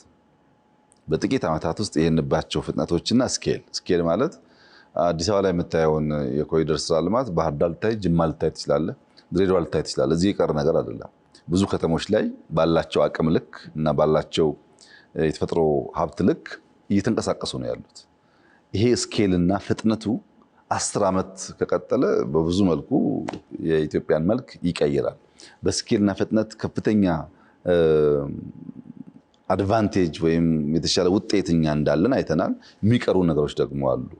ከነሱ ያየነው የሚቀሩ የምናስተካክላቸው ጉዳዮች ደግሞ አሉ። ያ አብሮ ተሰናስሎ ሲሄድ የምናስበውን ክትመት በከተማ እንደገና ደግሞ በገጠር የምናስበውን የኑሮ ዘዬ ያመጣል። አሁን እዛ አንዱ ካየነው ነገር የገጠር ኮሪደር ኮንሰፕት አልነበራቸውም እና ከተማ ላይ የምታየውን ውበት ወጣ ስትል አታገኘውም። እና ያ እንደዛ አይነት ነገር ችግር አለበት። በግጥ ባኩ በጣም አነስተኛ ሰው የሚኖርበት ነው። ከአዲስ አበባ አንጻር የአዲስ አበባን ግማሽ ቢያክል ነው ፖፑሌሽኑ። ግን ስኬሉ እየሰፋ ካልሄድና ሰው ደግሞ ወደ ከተማ ከመጣ መልሶ እዛም ችግር ሊፈጥር እንደሚችል ነው ያየነውና ከገጠር በጣም ኢምፖርታንት ስራ ነው። እሺ፣ የፓሪስ ክላይሜት ስምምነት እንግዲህ ዓመታዊ ጭማሪ የዓለም ሙቀትን 2 ዲግሪ ሴንቲግሬድ እንደውም ከተቻለ 1.5 ዲግሪ ሴንቲግሬድ በታች ለማድረግ ነው እንግዲህ ያለመው። ኢትዮጵያም ይህንን ለማሳካት እንግዲህ የራሷን ስራ እየሰራች ነው። ግን እንደው እንደ አንድ ጥያቄ ሳስበው የነበረ ነገርም ስለሆነ ነው ያደጉ ያሉ ሀገራት እንዳደጉ ሀገራት ኢንዱስትሪያላይዜሽን የላቸውም፣ የማምረቻ ዘርፋቸው አላደገም። ግን እነዛ ደግሞ ምዕራባውያን የምንላቸው በጣም ያደገ ኢኮኖሚ ምጣኔ ሀብት ያላቸው በርካታ ኢንዱስትሪዎች አሏቸው። እስቲ ሁለቱንም ሀገራት ወይም በሁለቱ ደረጃ ላይ ያሉ ሀገራትን እኩል የሆነ መስፈርት ወይም እኩል የሆነ ግብ ማስቀመጥ ሚዛናዊ ነው ብሎ ያስባሉ? መስፈርቱን በሚመለከት ለእኛና ለነሱ የሚለው የተከፋፈለ ሀሳብ አይፈይድም ብለን እንተወውና በፓሪሱ አግሪመንትም ይሁን በየትኛውም የኮፕ አግሪመንት የተፈጸመውን የዓለማት ስምምነት እንዴት እንመንዝረው የሚለውን ብቻ ብናይ ጠቃሚ ነው። እኛ ኢንቫይሮንመንት መጠበቅ እንዳለበት፣ የኢንቫይሮንመንት አደጋ ዜጎችን የሚጎዳ መሆኑን ከማንም በላይ እናውቀዋለን። በተደጋጋሚ በድርቅ ተመተናል። በዚህ ምክንያት ብዙ ዜጎች ረግፈውብናል። ለዚህ ኢንቫይሮንመንት ጎጂ አይደለም ጎጂ ነው በሚል ክርክር ውስጥ ጊዜ አናባክንም። ጎጂ እንደሆነ እናውቀዋለን። ዝናብ ሲመጣ ዝናብ ሲሄድ፣ ዝናብ ሲመጣም ችግር ነው። በጎርፍ ምክንያት ሰው ይሞታል። ዝናብ ሲጠፋም ድርቅ ነው። ይሄንም አይተነዋል። ይሄን ለማስተካከል የምንከተለው መንገድ ናቹራል ዌይ ነው። በኢትዮጵያ ሀብት፣ በኢትዮጵያ ብቃት፣ በኢትዮጵያ ችሎታ ብንሰራ የምናደርቃቸው የምናሻሽላቸው ጉዳዮች ላይ ፎከስ የምናደርገው ለምሳሌ አረንጓዴ አሻራ በሚሊዮን የሚቆጠሩ ኢትዮጵያውያን ተባብረው በየቦታው ዛፍ ተክለዋል። ይሄን ፓሪስ ላይ ከተስማሙ ሀገራት 100 ሀገራት አንዱም ያደረገው የለም። ወደፊትም ከፍተኛ ፈተና ይገጥማቸዋል። እኛ ችለነዋል። ለምን? የእኛ ዜጎች ከዳውን ሳይዱ በተግባር የተማሩ ስለሆኑ ዓላማውን ስለወደዱት ገብተውበታል። ውጤቱ ደግሞ እንደምታየው ነው። ምሳሌ ተቀምጠህ ግሪን ነገር ማየት አዲስ አበባ ከዚህ ቀደም እኮ አልነበረም። አሁን እየሰፋ መጥቷል። አረንጓዴ አሻራ ምንም ጉዳት የለውም። ኢንዲጂኒየስ እንተክላለን፣ ቡና እንተክላለን። የቡና ምርት ያድጋል፣ የቡና ኤክስፖርት ያድጋል። ፍሩቶችን እንተክላለን፣ ፓፓያ፣ ማንጎ፣ አቮካዶ እያደገ ይሄዳል። እንበላለን፣ እንሸጣለን። ጥቅም ነው። ይሄ ፓሪስ አግሪመንት ላይ ቢኖርም ባይኖርም ፋይዳ አለው ለኛ ማለት ነው። ሁለተኛው ታዳሽ ኃይል ነው። ኢትዮጵያ በብዙ ወንዞች የታደለች ሀገር ናት። በሃይድሮ ላይ የምንሰራው ማንኛውም ስራ ይጠቅመናል። ክሊን ኤነርጂ ነው የምናመርተው። ለሶላር ከፍተኛ ፖቴንሻል አለን። ጂኦተርማል ከፍተኛ ፖቴንሻል አለን። ለዊንድ ከፍተኛ ፖቴንሻል አለን። እነዚህን የኤነርጂ ሶርሶች ሃርነስ ማድረግ፣ እነዚህ ላይ ኢንቨስት ማድረግ ኢትዮጵያ ያላትም አቅም ነው፣ ያላትም ናቹራል ሀብት ነው፣ ልምምድም ያላት ኤሪያ ነው። ይሄን ማድረጋችን ለኛ ምንም ጉዳት የለውም። አንዳንዶቹ ጂኦተርማል ካላቸው ዊንድ ይቸገራሉ፣ ዊንድ ካላቸው ሃይድሮ ይቸገራሉ፣ ሃይድሮ ካላቸው ሶላር ይቸገራሉ። እኛ አጋጣሚ እነዚህ ሁሉ በጣም ከፍተኛ ፖቴንሻል አለን። እነሱን መጠቀማችን ቅድም ላልከው ቁጥር አንድ ግብአት ስለሆነ ጉዳት የለውም በእኛ ሁኔታ። ሶስተኛ ኤሌክትሪክ መኪና መጠቀም ነው። ታስታውሳለህ፣ ዓመት 2 ዓመት ገደማ የፊውል መኪና መገልገል እንቀንስ እናቆም ስንል አንዳንድ ጩኸቶች ነበሩ ኢትዮጵያ ውስጥ። ግን የኤሌክትሪክ መኪና የመረጥንበት ዋናው ምክንያት ለምሳሌ አሁን በኢራን ግጭት ምክንያት የነዳጅ ዋጋ በከፍተኛ ደረጃ እየጨመረ ነው ያለው። እኛ ነዳጅ አናመርትም። የነዳጅ ዋጋ ከጨመረ ዋጋ ይጨምራል። ማስተካከል የምንችልበት መንገድ የለም። ይሄ የዓለም ችግር ስለሆነ ኤሌክትሪክ መኪና ተበራከተ ማለት ቅድም እንዳልኩት በጣም በርካታ የታዳሽ ኃይል ኢነርጂ ማምረት የምትችል ሀገር ስለሆነች ኢትዮጵያ ለምሳሌ 100 ኪሎ ሜትር ለመጓዝ 100 ብር ነዳጅ የሚያስወጣ ቢሆን 100 ብር ደግሞ ኤሌክትሪክ የሚያስከፍል ቢሆን አይደለም፣ ዋጋው ይቀንሳል። ግን ቢሆን በዋጋ ደረጃ እኩል ቢሆኑ ልክ እንደ ኢራን ያለ ግጭት ሲፈጠር ፊውል ተዘጋብኝ አትልም። ኢነርጂ እዚሁ ስለምታመርት መገልገል ትችላለህ። ፊውል ያላቸው ግን መገልገል አይችሉም። የፊውል ፍጆታ እየቀነሰ ይሄዳል። አንችልም። በዛ ልክ በጣም ከፍተኛ በዓለም ላይ ካላት ገቢ ካላት ኤክስፖርት ከፍተኛውን አማውንት ለኢነርጂ ከሚያወጡ ጥቂት ሀገራት አንዷ ኢትዮጵያ ናት። በጣም ብዙ ገንዘብ ነው የምናወጣው።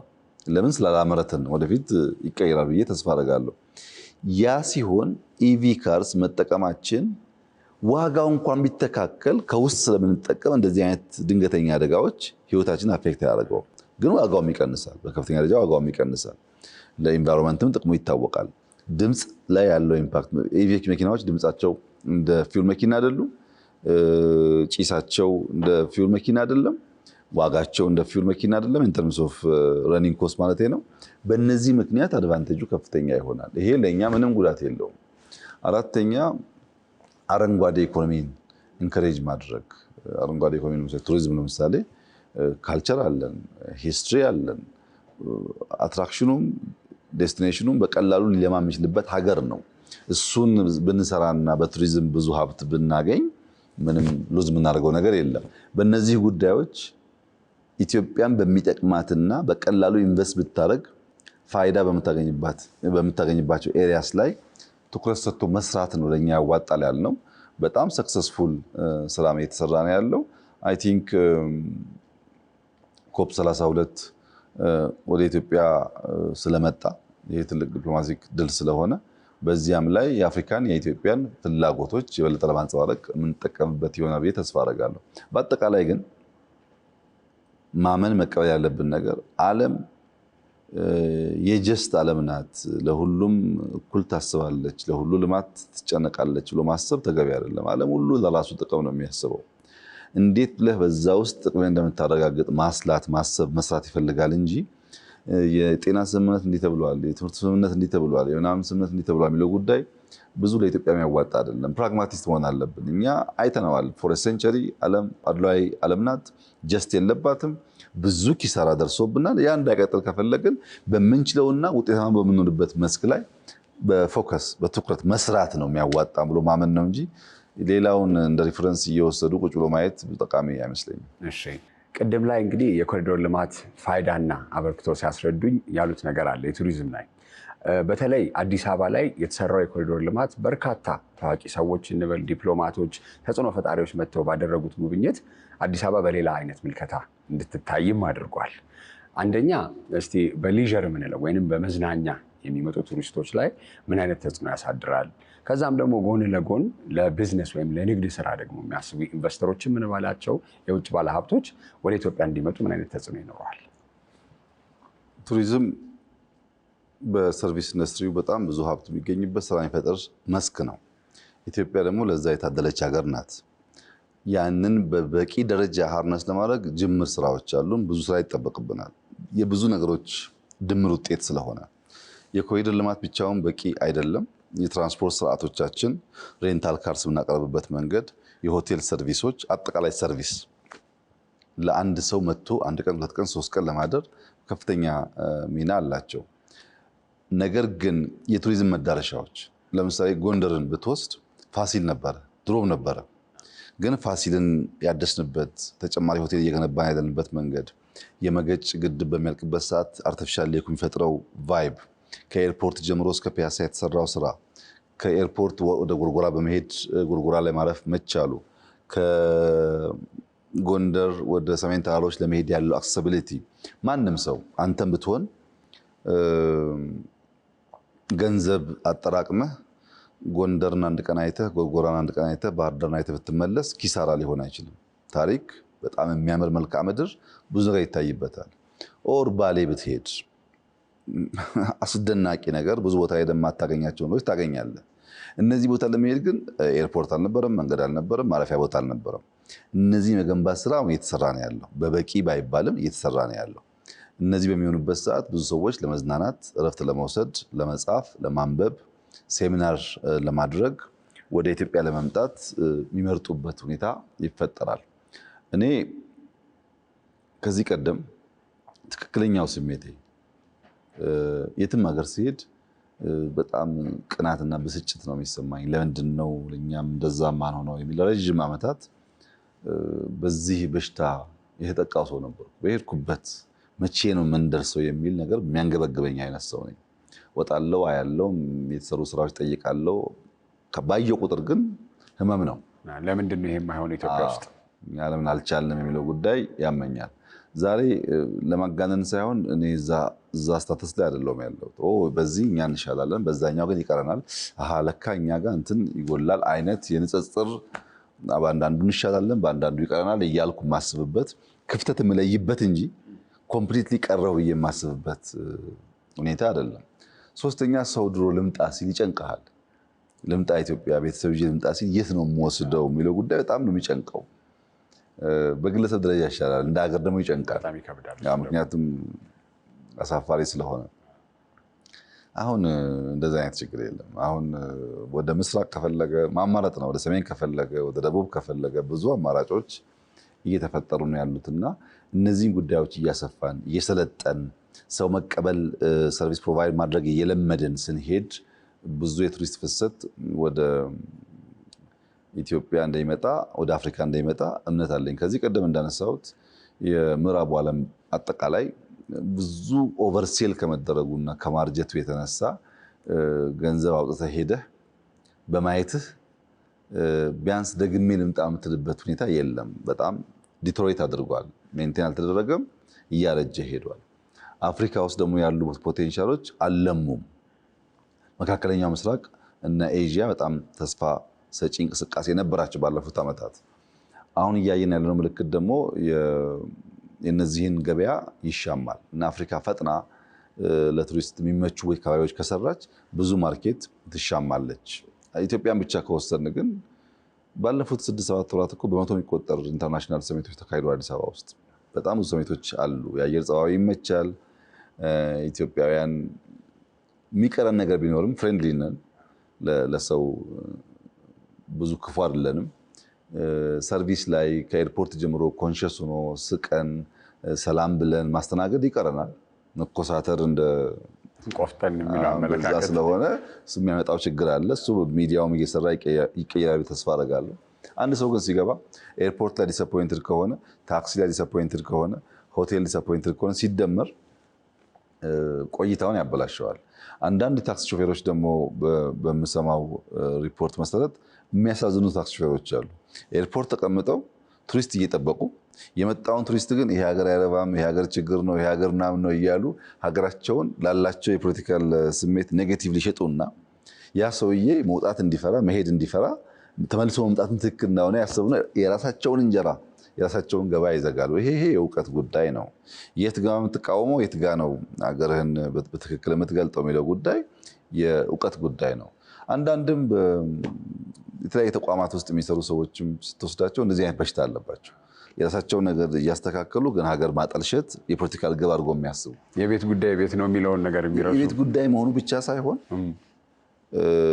መነገር ያለበት ጉዳይ ካለ ይነገር፣ ችግር የለውም። ግን በማታውቀው ጉዳይ ኤክሴሲቭሊ መናገር አሁን ከዚህ ጅማ መሄድ እኮ አይቻልም ይላል። ጅማ የምድር ገነት እኮ ናት። በጣም ውብ ሀገር ነው እና ሰው የሚናገረው ነገር አውቆታል የሚናገረው።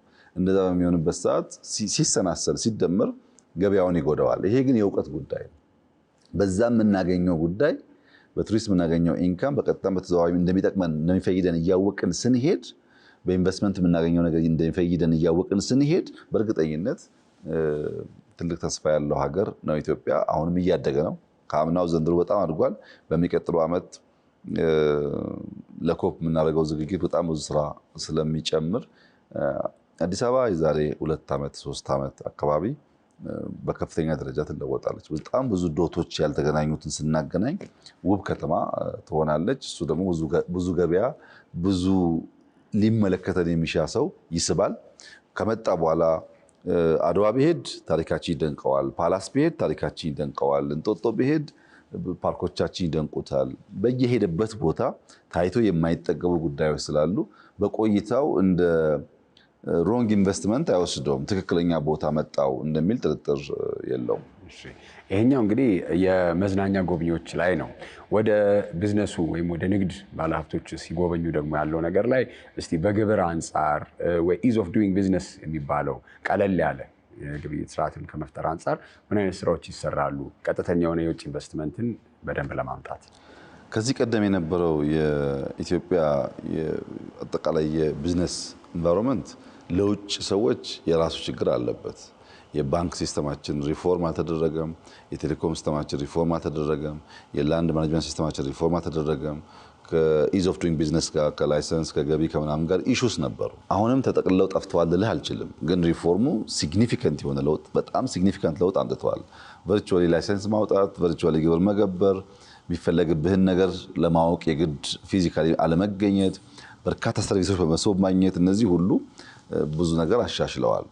ማሻሻሉ ግን በንድፍ ብቻ ሳይሆን ፕራክቲካሊ የሚታይ ነው። ለምሳሌ እስከዛሬ 2 ዓመት እስከ አምና ምናምን ድረስ የኢትዮጵያ ኢንዱስትሪ ኤክስፖርት የሚባለውን ነገር ቢበዛ 250-300 ሚሊዮን ከዛ አያልፍም። የሁሉ ኢንዱስትሪ የሚለው ጉዳይ ተደምሮ አበባን አያክልም። ባይዘ የኢትዮጵያ ኢንዱስትሪ ኤክስፖርት ብዙ ጊዜ ጫትን አያክልም። ስም ነው የነበረው። ዋናውን ነገር የያዘው ቡና ነው፣ ግብርና ነው። የግብርና ዘርፉ ነው የበለጠ ያለው። አሁን ደግሞ ማይኒንጉ እየመጣ ነው። ግን ኢንዱስትሪውም በተግባር በፊገር ብንመለከት ታስታውሱ እንደሆን አላቅም፣ ግን ዝም ብለን ማግበስበስ ሳይሆን ሄድ ሃንት እናርግ፣ ትክክለኛ ኢንቨስተሮች እናምጣ፣ በትክክል ደግሞ እንደግፋቸውና ውጤታማ እናርጋቸው ብለን ነበር። ብዙ ሰው እኛ ጋር ይመጣው በአገሩ የማይፈለግ አይነት በእውቀቱም በገንዘቡም በምናምኑም የደካከመው ይመጣል፣ አሮጌ ፋብሪካ ያመጣል፣ ከዛ ይንገዳገዳል፣ የእኛንን ስም ያጠፋል፣ እሱም የሚፈልገውን አያገኝም። አሁን እንደዛ አይደለም። ቪየትናም ሄደን በሶላር ኢንዱስትሪ ላይ ሀንት ያገናቸው ጥቂት ሰዎች አሁን ወደ 5 የሶላር ሴል ማምረቻ ኢትዮጵያ ውስጥ በጣም አድቫንስድ የሆኑ ተሰርተዋል። ከፊሎቹ ስራ ጀምረዋል፣ ኤክስፖርት እያደረጉ ነው። በሚቀጥሉ ዓመት 2027 19 ማለት ነው በእኛ ከኢንዱስትሪ አይደለም ከሶላር ሴል ብቻ ወደ $1 ቢሊዮን ኤክስፖርት እናገኛለን። ሆል ኢንዱስትሪ ከነበረበት በብዙ እጥፍ ይበልጣል። ይሄ ግን በዋዛ አልመጣም። የኢንዱስትሪ ስትሪንግ ኮሚቴ ተቋቁሞ ኢትዮጵያ ታምረት ብለን መሬት ላይ ያለ ኢሹ ፈተን፣ ኤነርጂ ላይ ያለ ኢሹ ፈተን፣ በብዙ ሪፎርም ሰርተን አሁን ኢንዱስትሪ ሪስፖንድ ማድረግ እየጀመረ ነው። ምናልባት በ3-4 ዓመት ውስጥ ኢንዱስትሪ ትክክለኛ ቦታውን እየያዘ ይሄዳል። ብዙ ምርቶች እየተስፋፉ ስለሆነ ለምሳሌ ቅድም ኮሪደር ሃውሲንግ ምናምን ብያለሁ። ሃውሲንግ እና ኮሪደር ላይ ያለብን ችግር ኢንፑትስ ናቸው። ግራናይት በበቂ የለንም፣ ማርብል በበቂ የለንም፣ ሴራሚክ በበቂ የለንም፣ መስታወት የለንም፣ ብረት የለንም። ግን ፍላጎቶቻችን ደግሞ ጸዳ ያለ ብረት ማምረት ነው መስራት ነው፣ አንችልም። አሁን ማክሲመም ከ3-4 ወር 6 ወር በኋላ ኢትዮጵያ 100% ሴራሚክ ኢምፖርት አታደርግም።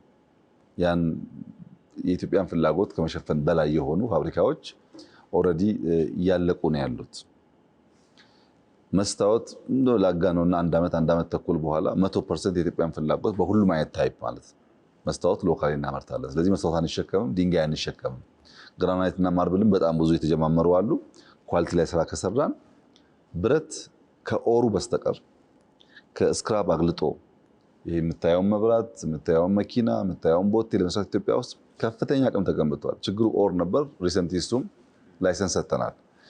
መስታወት ከኦር ብረት ከኦር ማምረት ከጀመር ሴራሚክ፣ ግራናይት፣ ማርብል፣ ፖርስሊን በሀገር ውስጥ ማምረት ከጀመር አብዛኛው ለኮንስትራክሽን የምናመጣቸው ግብአቶች እዚሁ ይመለሳሉ ማለት ነው። እዚህ ደግሞ በደንብ ካሻሻልን በኋላ ወደሚቀጥለው ማርኬት እናወጣቸዋለን። በሁሉም ሴክተር ታያለ። ይሄ በሁሉም ሴክተር በኬሚካሉም በሚያስደንቅ ሁኔታ በጣም ትላልቅ ኢንዱስትሪዎች የተፈጠሩ ነው ያሉት። ግን ሪስፖንድ ለማድረግ የኢነርጂ፣ የፋይናንስ፣ የመሬት ብዙ ኢሹዎች ነበሩ የሚይዙ። አሁን አንዳንድ ፕራይቬት ኢንዱስትሪዎች በሎካል አቅም ባቡር ላይ ያስገባንላቸው እኮ አሉ። ባቡር እነሱ ኢንዱስትሪ ገብቶ ምርቶቻቸውን ጭኖ እንዲወጣ። ይሄ በጣም በከፍተኛ ደረጃ ከቲንኪንግ ጀምሮ ትልቅ ለውጥ ነው። ኢትዮጵያ እንደዛ ስላልነበረ ፍሪ ትሬድ ዞንስ የገነባናቸው ድሬዳዋ፣ እዚህ ሞጆ አካባቢ የአሁን የሞጆ በቅርቡ የጀመርነው ከግማሽ $1 ቢሊዮን በላይ ኢንቨስትመንት ስቧል። ብዙዎች እየመጡ ነው ያሉት። ለምን ዋን ዊንዶው ሰርቪስ የሚባሉ ስለሚሰጥ በነዛ አካባቢዎች ኢንዱስትሪያል ፓርክ ላይ እና ፍሪ ትሬድ ዞን ላይ ብዙ ኢንቨስተርስ እየመጡ ነው ያሉት። በበቂ ደረጃ ሪስፖንድ እንዲያደርግ ግን አሁንም ስራ ያስፈልገናል። በላንድ በሰርቪስ በመናበብ አንዱ ጋር ደስ ብሏቸው አንዱ ጋር ስለሚከፋቸው በቂ ሪሶርስ ማቅረብ ላይ የስትሪንግ ኮሚቴው እያንዳንዱ ኢንዱስትሪ እየጎበኘ እነዛን ችግሮች እየፈታ ነው ያለው። በእኔ እምነት በሚቀጥሉት 2-3 ዓመታት በተሟላ መንገድ ኢንዱስትሪ ሪስፖንስ ሲያደርግ ሼሩን እያስተካከለ መሄድ ይመስለኛል። አሁን በጣም ተስፋ ሰጪ ጅማሮ ነው ያለው። የኢትዮጵያ ደግሞ አሁን የማምረቻ ዘርፍ ላይ እንግዲህ የሚሰሩ በርካታ ስራዎች አሉ። አብዛኛውን ጊዜ ሁሌ ሬቶሪኩ ወይም የኢትዮጵያ ታሪክ ግብርና ነው። ቅድምም እርሶም እያሉት ነበረ። ትልልቅ ኤክስፖርትም ላይ ወይ የውጭ ገበያ ላይ የሚቀርቡት የግብርና ምርቶቻችን ናቸው።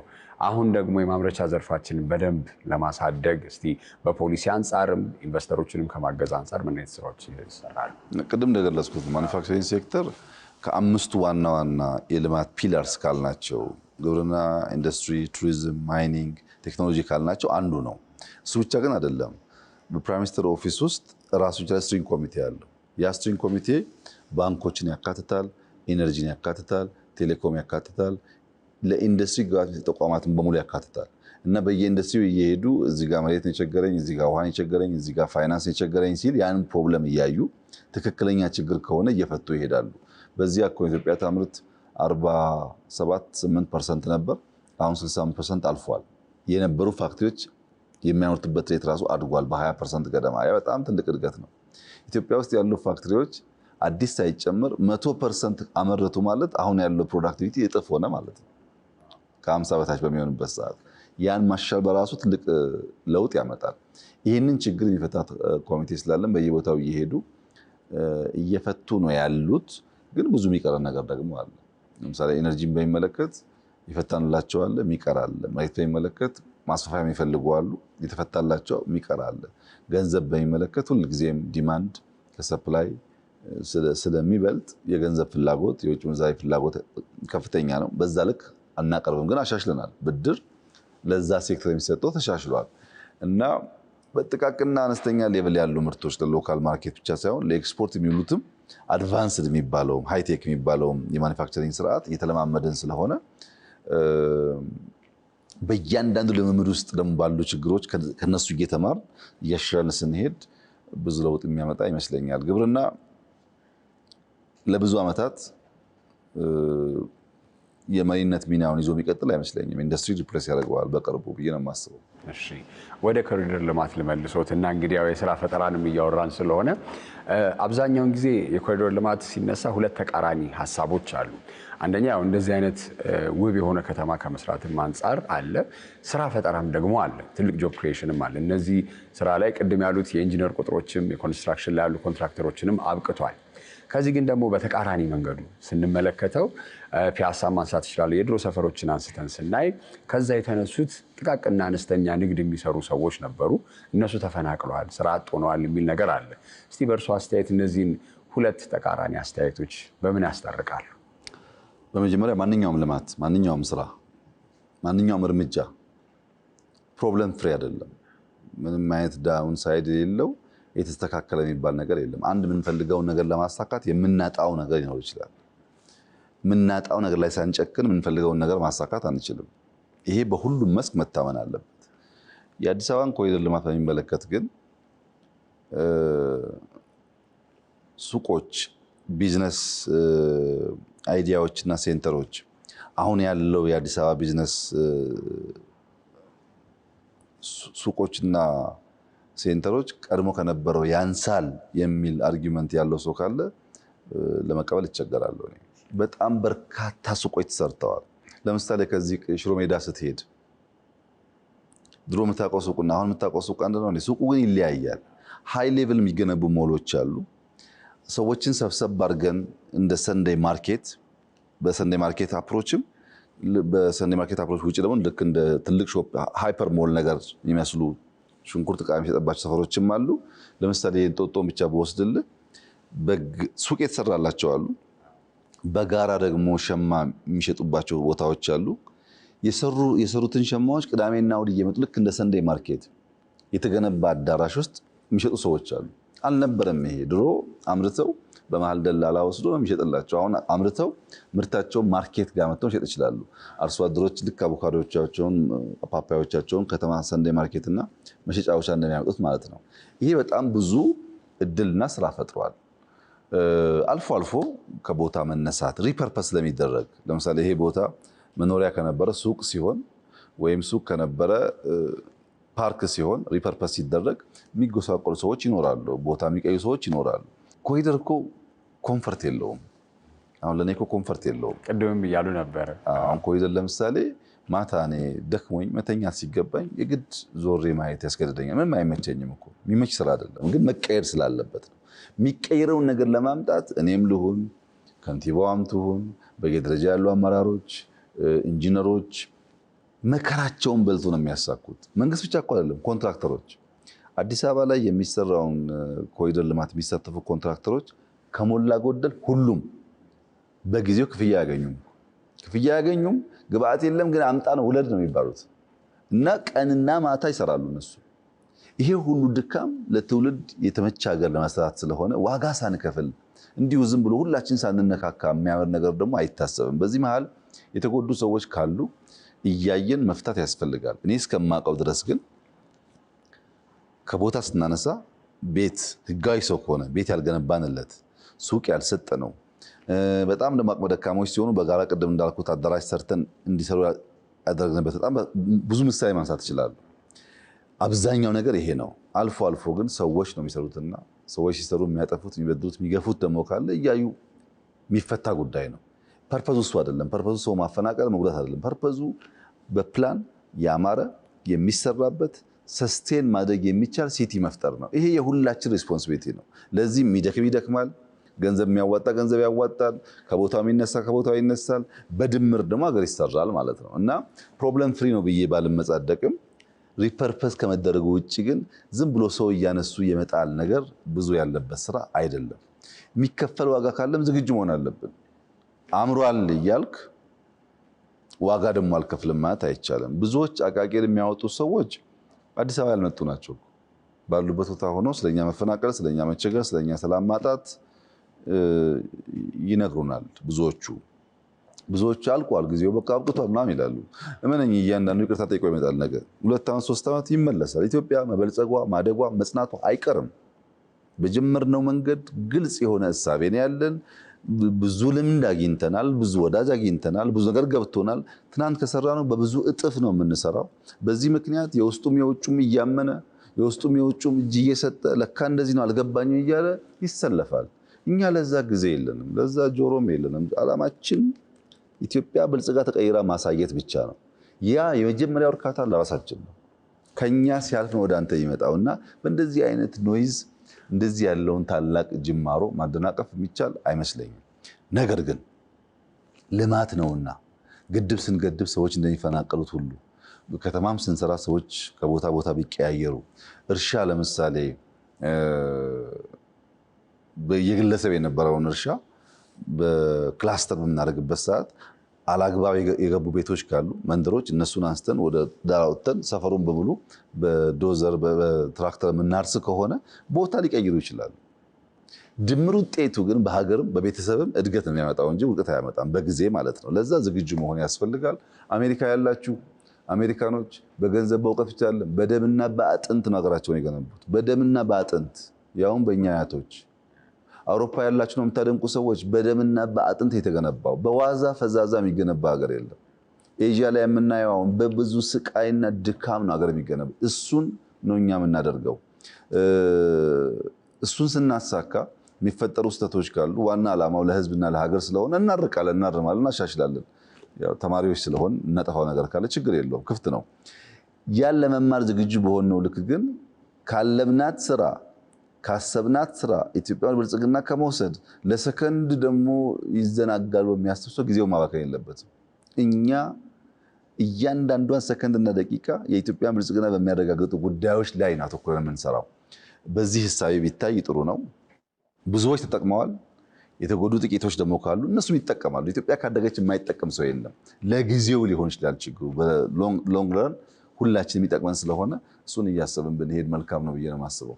በጣም አመሰግናለሁ ክቡር ጠቅላይ ሚኒስትር። እንግዲህ ረጅም ሰዓት ጊዜዎትን ሰጥተውኝ እዚህ ውይይት አድርገናል። እንደ መጨረሻ ጥያቄም ጠቅላይ ለማድረግም ብዙ አንስተናል። ያወራነው ዲጂታል ቴክኖሎጂ፣ ጤና ላይ፣ መሰረተ ልማቶች ላይ ይሄ ሁሉ ስራ እየተሰራ ነው። እንግዲህ ይሄ ሁሉ ስራ የሚሰራው ምን አይነት ኢትዮጵያን ለሚቀጥለው ትውልድ ለማውረስ ነው የሚለውን የመጨረሻ ጥያቄ ልጠይቆት።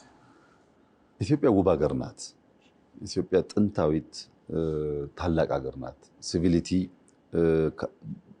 ፈጠሩ ከሚባሉ ሀገራት ውስጥ አንዷ ናት። ለምሳሌ በአፍሪካ ውስጥ ብቸኛው የራሱ አልፋቤት ያለው ሀገር ኢትዮጵያ ነው። አሁን ሊቀልብህ ይችላል። ሀብቱ ሲመጣ ግን ትልቅ ታሪክ ነው።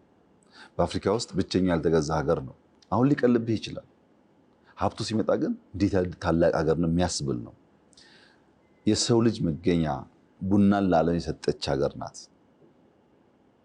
ቡናን የሚያክል ይሄ ሁሉ ቢሊየን ጠዋት የሚተረማመስበትን ነገር የፈጠረች እና የሰጠች ሀገር ናት ኢትዮጵያ። ተቀባይ ብቻ አይደለችም። ጤፍ የሚባል ነገር አምርታ ምግብ መሆን እንደሚችል ያሳየች ሀገር ናት ኢትዮጵያ። እንሰት የሚባል ምግብ ኢትዮጵያ የፈጠረችበት ልክ ብዙ ሀገር እኮ አያውቀውም፣ አልፈጠረውም። እኛ ተቀባይ ብቻ አይደለንም፣ ለዓለም ኮንትሪቢዩት ማድረግ የሚያስችል ብቃት ያለን ህዝቦች ነን። በአፍሪካ ውስጥ ሰከንድ ቢገስት ፖፑሌሽን ያለው ኢትዮጵያ ውስጥ ነው። በዓለም 10ኛው ፖፑሌሽን ያለው ኢትዮጵያ ውስጥ ነው። ከ1 ሚሊዮን ስኩዌር ኪሎ ሜትር በላይ ነው ስፋታችን። ትልቅ ሀገር ነው። እዚህ ውስጥ ተፈጥሮ ሀብት አለ። እዚህ ውስጥ አስደማሚ ጭንቅላቶች አሉ። እዚህ ውስጥ ትንሽ ቢነካካና ቢሰራ ብዙ ነገር ሊስብ የሚችል አቅም አለ። ይሄንን ኢትዮጵያውያን በአጭር ጊዜ ፍላጎት አሁን እንዲሳካልን በምናስባቸው ጉዳዮች ሳይሆን ትንሽ 10-15 ዓመት አርቀን እያየና እያሰብን በትብብር ከገነባን ለብዙዎች ብርቅ፣ ለብዙዎች መጠለያ፣ ለብዙዎች መሸሸጊያ የምትሆን ሀገር ናት። ዛሬ ከ1.3 ሚሊዮን ያላነሰ ስደተኛ ኢትዮጵያ ውስጥ አለ። ከሲሪያ ኢትዮጵያ ውስጥ የተሰደዱ አሉ። ከየመን የተሰደዱ አሉ። ከኢራቅ የተሰደዱ አሉ።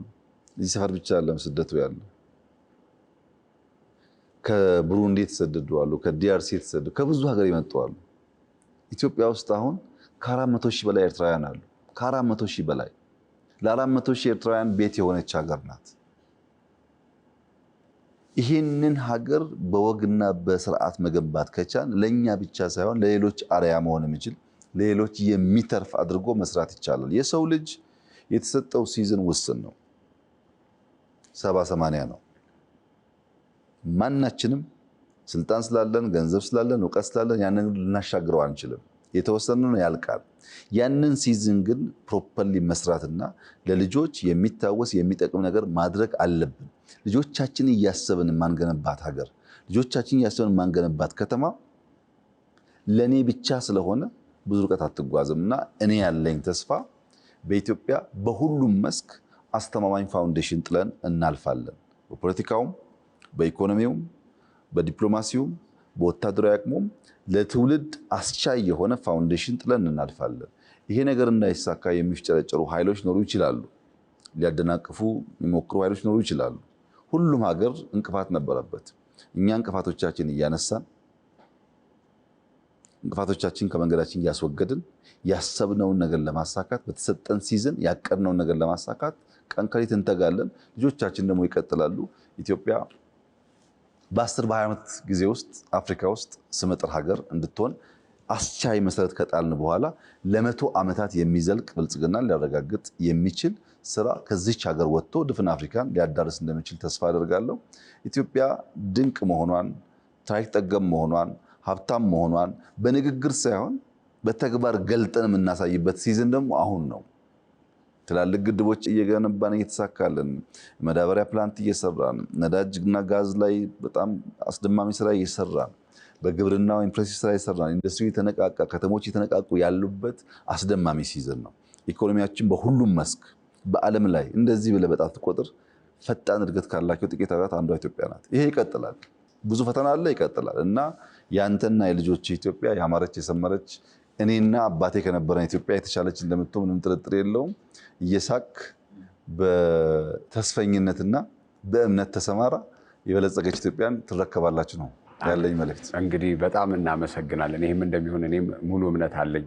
ለጊዜዎት ላደረጉልን ሰፊ ማብራሪያና ትንተና እጅግ አድርጌ አመሰግናለሁ ክቡር ጠቅላይ ሚኒስትር። እኔም አመሰግናለሁ። በርቱ፣ ተበራቱ። አሜን። እግዚአብሔር ይስጥልኝ።